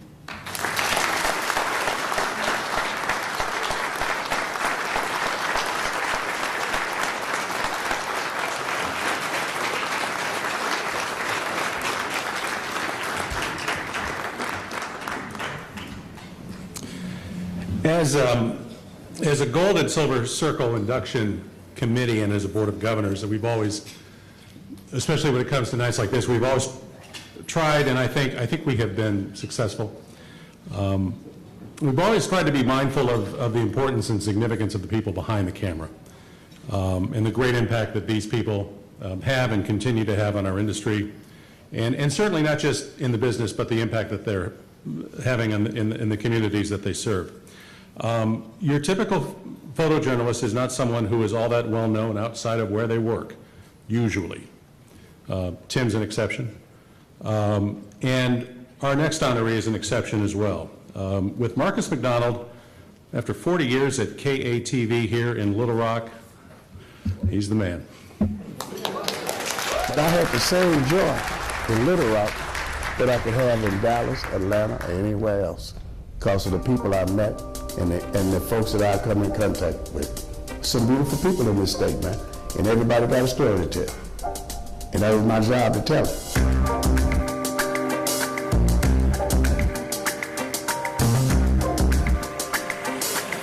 First stop on the Southwest Conference. When I started at KATV in 1993, Marcus McDonald was someone that I was paired up with quite often, and I think it's because we all saw Marcus as a great teacher in journalism. He showed us all how to go out, how to get a story, how to talk. But I had the same joy in Little Rock that I could have in Dallas, Atlanta, or anywhere else because of the people I met and the folks that I come in contact with. Some beautiful people in this state, man, and everybody got a story to tell. And that was my job to tell it.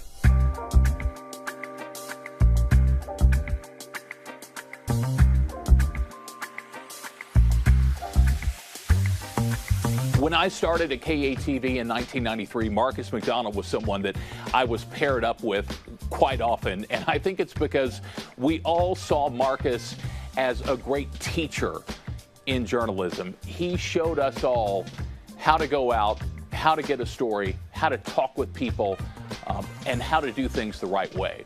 Marcus and I have been Friday night friends for the last 25 years, and I can't think of one Friday he's missed on Friday night touchdowns. Even if he's going home to Magnolia at Sully, can I get you Magnolia, Camden, Fairview, or someone else in South Arkansas? I appreciate him not only being consistent every Friday and not missing one of those games, but also his passion. It's never just dropping off the disc. He's always telling me about the game, about this guy did this, and you got to see this return. And I appreciate his passion for sports, and what an incredible run. One of the things I learned very quickly when I first started reporting here some 21 years ago was that Marcus McDonald knew what he was doing. You didn't have to ask him to get certain shots. He would tell you what shots he was getting that you needed to form your story around. He knows so many people around here. He knows this industry. He knows what he's doing. So I could always count on him to get the best shots for whatever story we were covering on any given day. One thing that I love about Marcus McDonald is his smile. And Marcus, I know you are smiling as a new member of the Silver Circle Club. That means that you are really, really good at what you do, and you've been doing it for a long time. Probably long enough to get a little silver in that mustache over your smile. I'd like to think I'm responsible for a few of those gray hairs. Congratulations on a career full of jobs well done and on getting this honor. And we all know that you can still beat all of the young bucks down at Channel 7 in a foot race. Okay, here we go. Here's the race. All right, here we go. So here's us setting up at the 40. We're going to the 20. On your mark. And Mac is going to get that first step right there. And it is just over with. I'm going to tell you what. Look, he had his hands up. He Usain Bolted it. He had his hands up knowing that he was going to win 5 yards before the race was over. Just that quickness. I hope I got this in time. Marcus, you knew I'd be the last one to get your video in, but I wouldn't have missed the opportunity to get to talk about someone who means so much to me and who's had such an influence on my career. I do have to say, Miss Renee, I tried to get Marcus to not race people 30 years younger than him. I knew you'd be mad if he broke a hip on the job, but he never listened to me. I think that one time that he did listen to me when we were working was when I took him to get a pedicure. Man, this feels good. I ain't never seen my toes come together like this with all the toenails and everything all blended in together. Huh? My daddy shoe horses, right? But he got some clippers. that he do the horse feet with, that's what I cut my toenails with. Horse clippers. I am so proud to know you. I'm so proud of all your accomplishments. You deserve all of it. You taught me and so many others not just about journalism, but about human beings and taking care of others and faith and friendship. And I am such a better person for that. So congratulations, enjoy the night, live it up. You deserve it. And go get another pedicure, Mac. I know that you probably haven't had one since we went on our adventure. That was a long time ago. It's time. It's time. I love you. He's been here, what, 40 years? He's been real inspiration to all of us that work here at Channel 7. You know, he's given me a lot of great advice on life and on... Our newest member of the NATAS Mid-America Silver Circle, Marcus McDonald.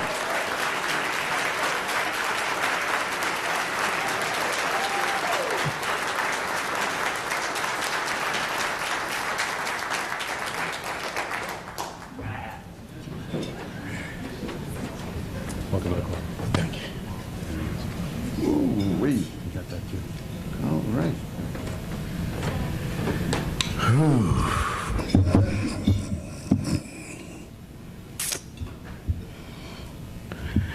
It's an honor.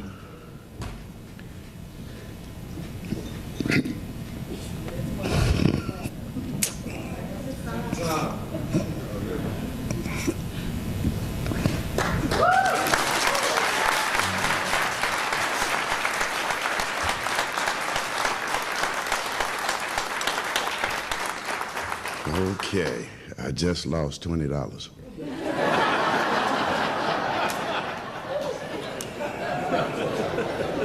I just lost my money. 40 years. I've had some good days, and I've had some bad days. But through it all, I can stand here tonight and say, if it wasn't for God,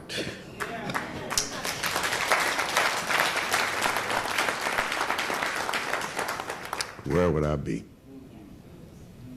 I thought about quitting this business of many a days. But when you go home to a lovely, beautiful wife that God has placed in your life, like I have, somebody to listen to your complaints, somebody to listen to you moan and groan when you're wrong, and you want to be right, and you know you're wrong, but you're trying to make sense out of wrong. I'm just grateful and thankful for daughters that keep me grounded, keep me rooted, for friends, pastor, church folks, all of you all in here tonight. I've learned some from each and every one of you all. You know, I look at it as the journey on the way home. When we was kids, we would walk each other a piece of the way home. And you guys have walked me a piece of the way home. You had to turn and go your way, and I had to turn and go back my way. But most of it all, I learned some from each and every one of you all. And I've taken that, and I use the good, and I throw the bad away. It's like a four-leaf clover. She loved me, she loves me not. She loves me, she loves me not. I take the good, and I try to pass it on to someone else. My daddy told me a long time ago, God bless his soul, he said, if you had done nothing but been an athlete and played basketball all your life and shot a TV camera all over your life, what have you done in America? If you hadn't helped anybody along the way, what have you done? And I have lived my life to try to help someone. I see everybody in the morning time, the first thing I say, here's your world. Here's your world. Another day and another dollar. And people ask me why I say it's your world, because you can do anything you want to with your life. I came to Channel 7 in 1983 when I interviewed for the job. I didn't ask the man for a favor. I asked him for an opportunity. So now it's on me to be the best and do the best I can be. And I just thank God, like I say, for each and every one of you all, because where would I be without God on my side?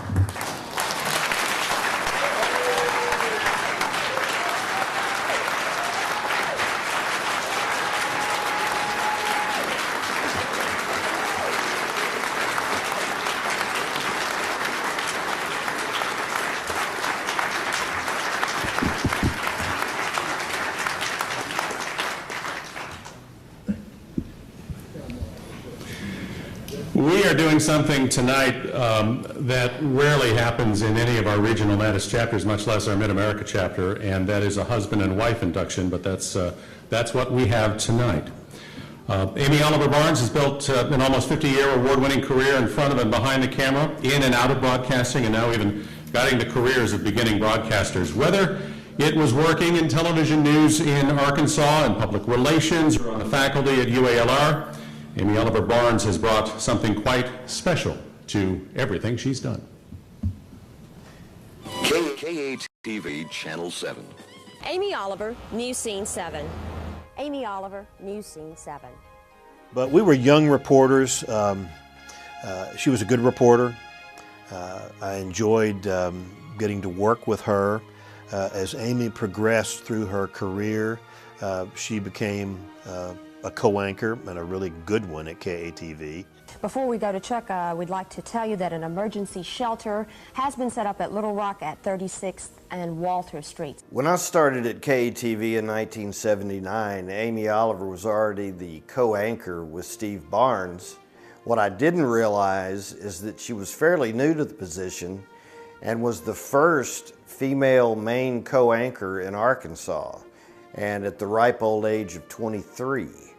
But she also covered the major news stories. She was hired originally as a reporter, and I remember on election night 1982, the big story was that Bill Clinton, who had been defeated in the previous election by Frank White, was running for governor again. It was the May primary, and Jim Pitcock, our boss, thought it'd be a great idea to get ahead of the competition and be live from the Clintons' house before they even went to the headquarters as the election returns came in. Well, Amy was camped out on the front porch of the Clintons' house, and we just, for some reason, kept going to her live when nothing was going on. Amy Oliver now, who is standing by enjoying a nice soft summer evening swing on at the Clinton residence. Thank you, Steve. We just noticed a 10,000 vote spread there. As far as what's going on here right now, we're waiting for the Clintons to come out. They will be leaving when a trend is established. Amy Oliver is standing by at Mr. Clinton's residence. Amy? And Steve, about all that we have new to report now are occasional cheers and whoops that we hear from the inside. The Clintons are still preparing for their evening, which right now is going fairly well for them. And we'll be waiting on it. Amy, aside from Mr. and Mrs. Clinton and daughter, is there a crowd at the Clinton residence? Well, we've had a few curious neighbors who pass by every once in a while, but no, it's fairly quiet right now, except for occasional licks from the Clintons' dog Zeke. That's about all the excitement we've had here so far. All right, thanks, Amy. We're going to Amy Oliver now, who's standing by at the Clinton residence. Steve, we're still hearing cheers from the inside. Quite naturally, they're pleased with the results that they've been hearing. Not much more than that going on right now. A couple of campaign workers stopped by a few seconds ago, but no crowds here. They're all waiting for them down at headquarters. Amy Oliver is at the Clinton residence with the candidate. Amy? Thank you very much, Steve. The daughter is very excited about the results right now. Is that a trend? Are you ready to take it? Well, I'm ready to take it, but I'm not ready to declare it. I hope it's a trend that will continue throughout the evening, but we still have a lot of votes to count. I left Channel 7 after I'd been there about 12 years, and the first person I hired in my new job as news director at KARK was Amy Oliver. She and I had worked on the assignment desk together at Channel 7. I made her the assistant news director and assignment editor, and she kept KARK on top of the stories just like she had done at Channel 7. Can you imagine walking into a newsroom as an intern at 25 years old and getting to work with Amy Oliver and Steve Barnes and Bob Steele and Ron Blom and all the other Hall of Famers that were there? It was really a dynamic place, and I can tell you from the start that as a nonconformist, really the challenge is to walk in and conform to what a system is, and yet at the same time be creatively nonconformist. So that was really the lesson for me that Amy helped teach.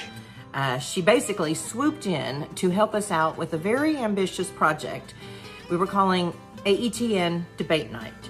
Amy came in and worked with us, and it was a very stressful night, but a very exciting night. And it wasn't a surprise to me that after she left us, that she went into communications with Children's Hospital, and then of course with the University of Arkansas at Little Rock. It wasn't a surprise that she became an educator. We knew her as a supporter and a mentor, and a teacher, and the fact that she went on to do that for our young students in journalism is something that gives me great hope. I know when I was a journalism student, my favorite professors were the ones who had actually done it. And Amy has done it at just about every level, and she's been good at everything that she's ever done. Amy, congratulations on this award. You truly deserve it. So Amy, congratulations. You deserve every bit of this. Amy, this award is so well deserved. Congratulations on being a Silver Circle honoree. All my best to you. Steve and Amy could not be with us tonight, but we also have a message from Amy this evening. Good evening, everyone, and greetings from sunny Southern California, where the dress is a little more casual than this usually, but I thought I'd dress up a little shinier for a few minutes, given the spirit of tonight's events and ceremony. First of all, we're so sorry that we couldn't be with you tonight, but these plans were made well before we learned of this great honor. And thank you so much to the Mid-America chapter for including us in this wonderful, awesome event tonight. Usually at these kinds of things, we want to be profound, right? Well, that's just not my style. Ask anyone who knows me. It's not intentionally. Sometimes I kind of, by accident, stumble onto a profound statement. But one of the things I do tell my students at the end of their careers, their academic careers, is this: just because you're leaving this classroom doesn't mean you're not going to be in another classroom, life's classroom. And be open to that. Be open that life is all about learning, that you are going to learn if you are open, and if you are smart, you're going to learn lots and lots of lessons. And the most important lesson you need to know now is find your teachers. Not just one, find your teachers. I had several. I had the awesome Ed Eves, who went on to the national stage as a photographer and editor. And Ed's advice to me was always, don't do a stand-up, a walking stand-up, unless you're going somewhere. Have a point to it. To some co-honorees tonight, I owe thanks as teachers, Marcus and Tim. They taught me patience because they exhibited patience. They had to when they worked with me. Unfortunately, sorry about that, guys. From the great Bob Steele, I learned as I was being trained for news management. If you have to go out there and tell them in the newsroom that you're in charge, you're not in charge. I remember that lesson, and I saw examples of it and learned it. So thank you to Bob. But probably the best teacher I had, certainly a lifelong teacher, is the guy I've been married to for 41 years. You know, when he was taking that red pen to my script, I didn't consider him a teacher so much, but every time that he made an edit, it was wonderful. It made the script better. It made the story better. Every time he told me to do this instead of that, it made the story better. It made the reporting better. So he's still teaching me lessons. I don't always want to acknowledge that, but it's the truth. So thank you again. Find your teacher. Learn your lessons. And thank you again for including us in this wonderful, wonderful evening and this great, great honor.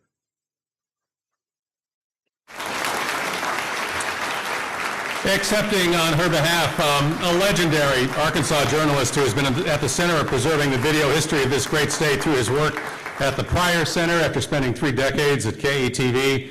You all know who he is, Randy Dixon.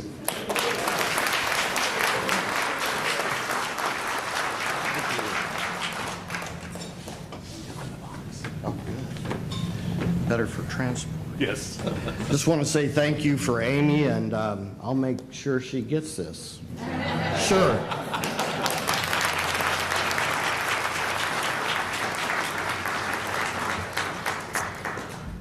"37 years in this business is a long time, and a long time to tell great stories, a long time to make a difference where you call home. And as you all know, Donna Terrell is an Emmy-winning reporter, anchor, and journalist. But my guess is, and this is just a guess on my part, she may take even greater pride in her endless community work on behalf of cancer survivors and caregivers.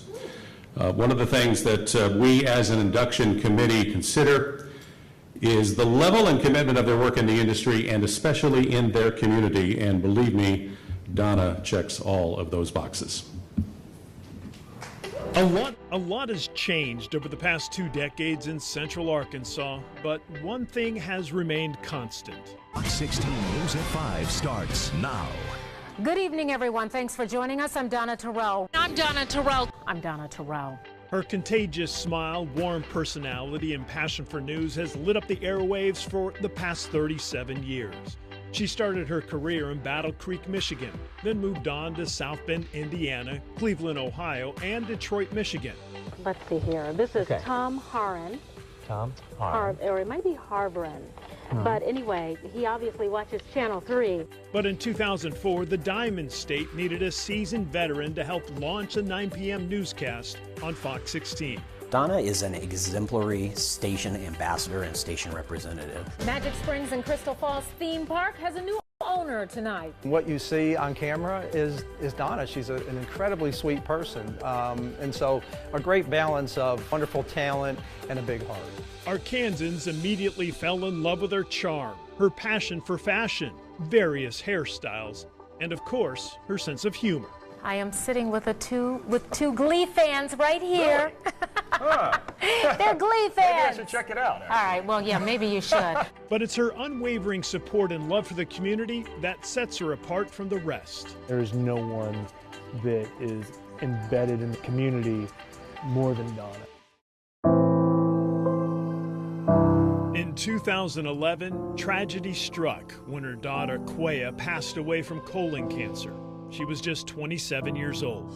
But Donna's faith and incredible strength produced something powerful and beautiful. During her fight, during her battle, she benefited through yoga. It made her feel better. So she launched her Yoga Warriors Fighting Colon Cancer organization. Over the past 10 years, her nonprofit has held yoga sessions, golf tournaments, and other fundraising events, all in memory of her daughter. She brought awareness to the disease, and no doubt, thanks to Donna, many, many lives have been saved. Let's become yoga warriors. So far, Yoga Warriors has donated more than $150,000 to cancer organizations and local hospitals. Money that provides other cancer survivors with yoga lessons, liquid nutrition, financial assistance, and state-of-the-art medical devices. She's also a member of the National Association of Black Journalists, the Little Rock chapter of the Links Incorporated, and a number of other organizations. Her hard work recognized in the region and nationally with Emmys, Murrows, Associated Press Awards, and countless others. But it's her warmth and genuine passion for others that is her biggest asset, especially for those who, over her career, have had the privilege and honor to work with her. Donna, congratulations. You deserve this more than anyone I can think of. Congratulations, Donna. So well deserved, and I'm so proud to know you and have worked with you. Congratulations, Donna Terrell, on your Silver Circle Award. I don't know of anyone more deserving than you. Congratulations, Donna. What a wonderful honor. Congratulations. Really proud of you. Much love. We'll see you right back here tomorrow. Have a good night. Member of the NATAS Mid-America Silver Circle, Donna Terrell.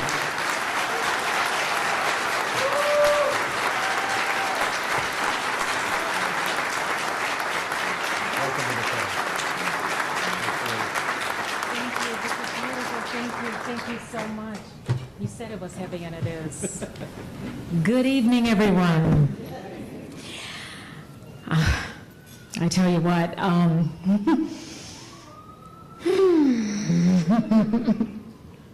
okay, I'm going to start with Dave Woodman. You said it's hard to stay up till 10 o'clock. You can watch Fox 16 News at 9. We got you. I wrote a speech, and I was talking to my husband earlier, and I said, no one knows my story like I do. Do I really need a speech? But this is to kind of keep me on track. But I first of all want to thank Mid-America NATAS for this recognition, and Maggie Eubanks. Maggie and I knew each other before we even knew each other. I've known her for many, many years, probably as long as I've been in Little Rock. And Kris, we just met. It's so nice meeting you as well. I want to thank you guys for accepting this induction. I need to thank my husband. I got me a husband. I came to Little Rock, Arkansas, and found me a husband. You make a wonderful life partner, baby. I love you. I love you so much.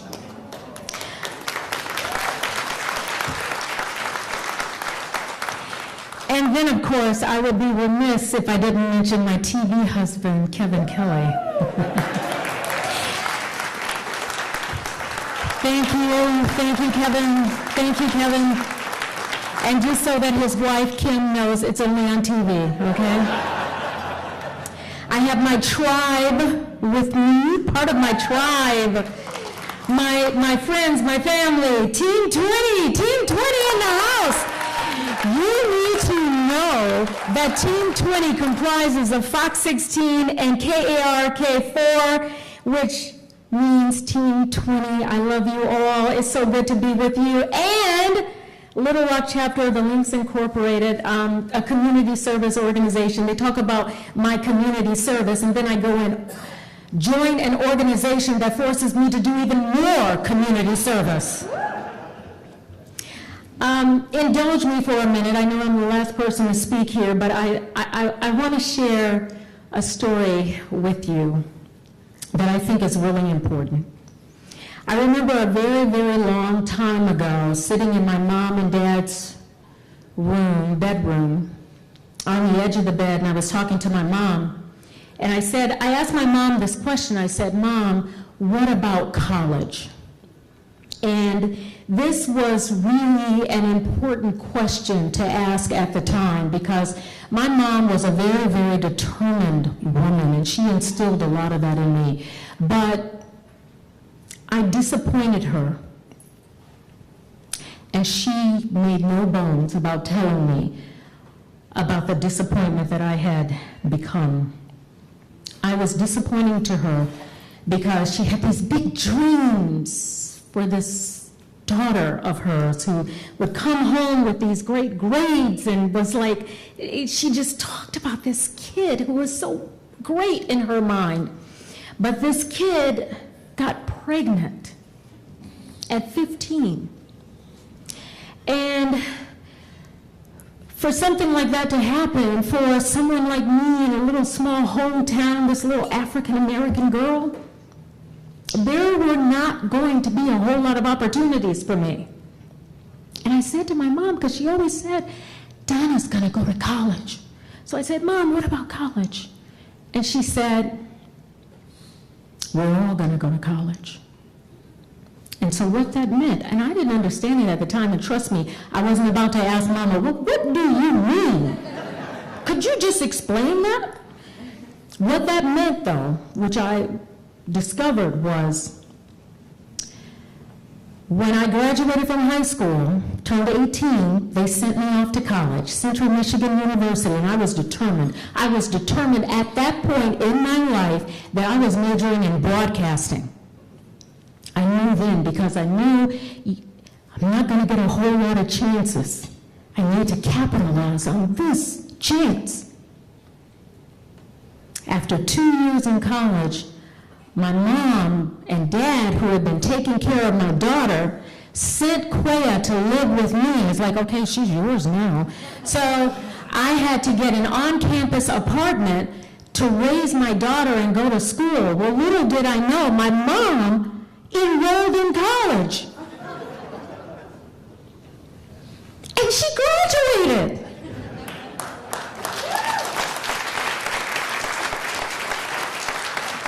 She was determined. And it also meant that that little girl that I had when I had turned 16 by that time, that little girl was also going to go to college and graduate. But after I graduated from college is the story that I really want to tell you about. I got a job 1 month after graduating at a station in Battle Creek, Michigan. And I knew what I wanted to do. The problem is they didn't know what I wanted to do. They told me that they were creating a news department. But at the time, they didn't have one. So I accepted this job as a public affairs coordinator. I knew nothing about that. But I was like, hey, I can do this. And I did it. And then they brought in all of these people from all over the country to be in the news department. They had reporters and sports people and weather people and managers and all of these folks. And I'm upstairs in my public affairs department thinking I need to get down there. And David Allen was the news director at the time. So I made an appointment. I went to David. And I told him, I accepted this job as a public affairs coordinator, but you know, I've been waiting for you. And I am ready to be a news reporter. This is what I went to school for. This is what I want to do. And David told me under no uncertain terms, he said, look around this room. We're hiring people from all over the country, all over the country. And they have experience. This is market 39. We don't hire people without experience. We don't have room for you. I was so hurt. And I didn't know what to do. So whenever I didn't know what to do, I called my mama. And I cried. And Mama would listen and she would say, Donna, just pray. Just pray. So one day I got the courage and I went into that news director's office and I told him, I said, can I just spend a little time in the newsroom when I finish my job upstairs? Can I come downstairs and just spend time with the reporters and maybe go out and just sort of learn the ropes? I was shocked. He said yes. Well, honey, let me just tell you. I was in his newsroom. Every time he'd look up, there I was. I was out with reporters. I was learning the ropes. I was carrying their equipment. I was doing everything. I was mimicking them. I was writing stories. I was doing every single thing that I could possibly do to get experience. They began to like me. So they started telling everybody, you need to take a look at Donna. Donna really wants to be a reporter. You should give her a chance. Just consider giving her a chance. So one day I got the courage, and I went to David Allen and I said, can I just do one story? Just one story?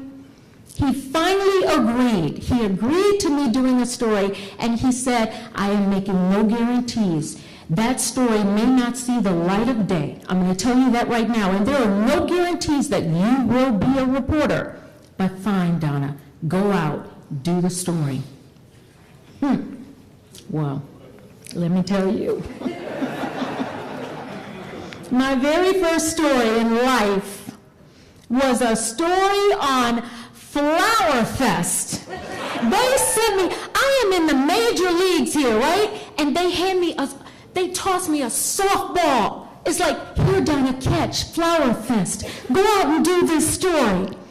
I went out and did that story. How can you go wrong with Flower Fest, a festival of flowers? You can't mess that up. And I didn't mess it up. I came back that night, that story ran on WUHQ Channel 41. I called all my family at home. I was like, y'all need to watch this story tonight on me and Flower Fest. Everybody was watching. The next thing you know, I am a reporter in the 39th market in the country. I did it. One little story on Flower Fest got me the job in the 49th market in the country. Not to mention the 2 years of going into the news department and following everyone around and begging and pleading and saying, please just let me live my dream.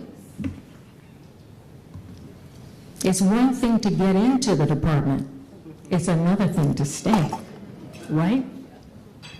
Okay, first lesson. Donna, understand the story that you're covering. Not every story is about flowers. I would be assigned stories, and I would write down all my questions, and I would go and I would interview people, and I would just read the questions, go back and do the story. And it worked until it didn't. I remember specifically, there was this one day, it was, oh my goodness. I had never felt stress before until that day. It was in my shoulders. It was like, oh my God, I can't write this story. Nothing was making sense. And that day, that story that they assigned to me did not run. Because it didn't make any sense. My news director, David Allen, said to me, he was like, Donna, if you don't understand the story, no one else will. And he was right. And from that day forward, I started listening to the answers to the questions so that I could have follow-up questions and really make sure that I understood what I was reporting on. I also learned that every story is not a story, and that was really hard to understand because I would be assigned a story, they would send me out to do it. It seemed to me like you should know that this is a story before you send me on it, right? So you're telling me that I can come back here and tell you that it's not a story. And the other thing, and my news director who's in this room, he will appreciate this. I wrote a story and I used every single pun that I had ever heard in my life. One was, the people were up in arms. And David Allen said to me, Donna, were the people really up in arms? And I was like, yeah, they were really up in arms. And he said to me, he said, so are you telling me they were doing this? I was like, okay, maybe not. What were they, Donna? They were upset, right? They were upset, not up in arms. And please don't ever say that their thoughts were derailed. Don't do that again. But you know, David Allen spent a lot of time with me, and I appreciate him so much as a news director. I just wish we had more time, because they ended up canceling our newscast because we were the 39th market, but we were Grand Rapids, Kalamazoo, and Battle Creek. And there were 2 ABC affiliates, one in Battle Creek, one in Grand Rapids. We were the ABC affiliate in Battle Creek, and we could not compete with these established news operations. So they laid off everybody. Everybody in the newsroom was laid off except for me.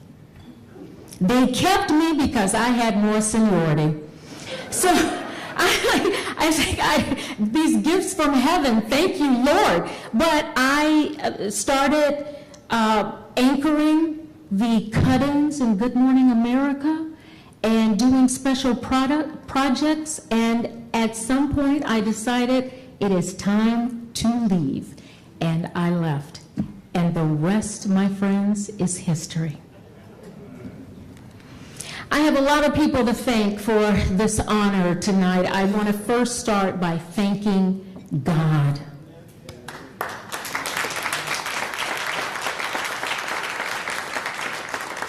He continues to bless me. And I do thank my daughter. She was with me from the very beginning. And in 2011, she passed away. But trust me, she's standing here with me right now.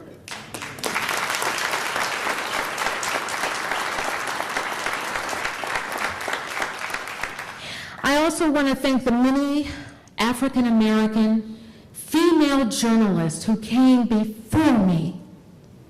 They paved a way for me to be here and to be standing here in front of you. And I am talking about the Monica Kaufmans of Atlanta, the Doris Biscos, the Amir Makupson from Detroit. These were women who were smart, they knew the business, they entrenched themselves in the community, they cared about their communities, and they believed in community service. I took my cues from them. I want to thank the news directors, the many news directors and general managers who hired me in newsrooms around the country. One of them in this room with us tonight, Chuck Spohn, who brought me here to Little Rock in 2004. Chuck, I was only supposed to stay for 3 years, that first contract. It's going on 20 years. Thank you for creating an environment that made me feel like I wanted to stay. Thank you for that. I owe a debt of gratitude to Fox 16, KARK, Team 20. Thank you. They are in the room with me. My managers are here with me this evening. I love you guys. You are rock stars. Dean, Ernie, Jessica, Greg, Lindsay, John. You guys are, and Steve now. You guys are great. You lead a team every single day. We are the best in the market.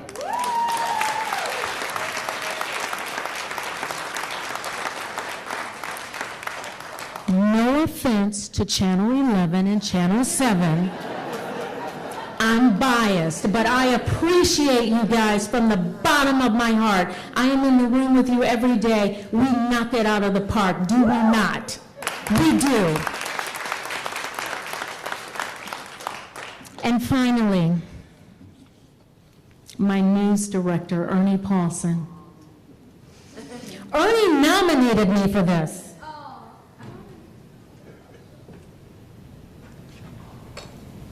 Ernie, you did this.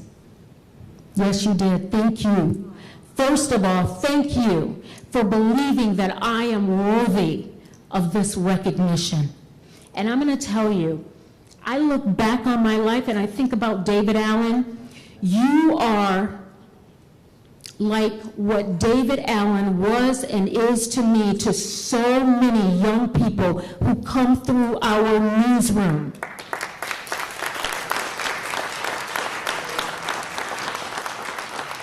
And I'm going to end this with saying, Charmaine Nero, I remember you were an assistant news director at the time. You asked me to talk to her.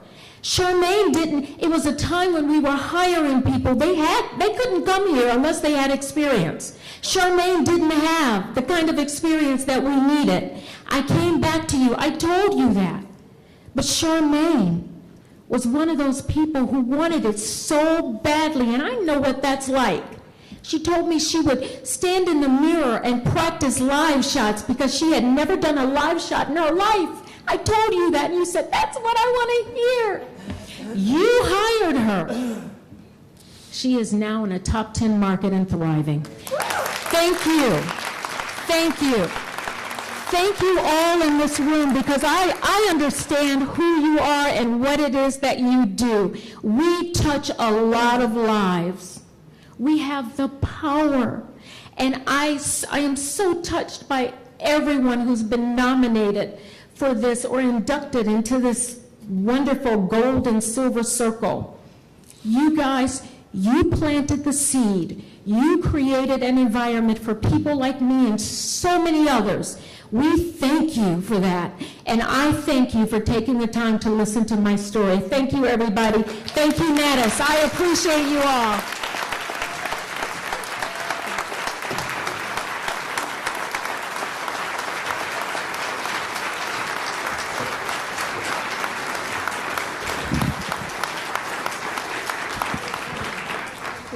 I don't know if all of you in the room are aware of all these nice things that people are saying about Ernie Paulson. Ernie's on our Board of Governors, and I'm here to tell you, he's not nearly as nice to us. I'm just saying. To our honorees tonight, we would all again like to gather in that corner back there for a group photo, and on behalf of NATAS Mid-America, I want to thank and congratulate all of our honorees tonight, and for all of you who are here with us. And consider this my invitation to you to join us at our annual gala in Branson, September 30th. We will have all of our honorees up on our website soon, which is emmyd-america.org. Drive home safely. Enjoy the rest of the evening. Thanks again for being here.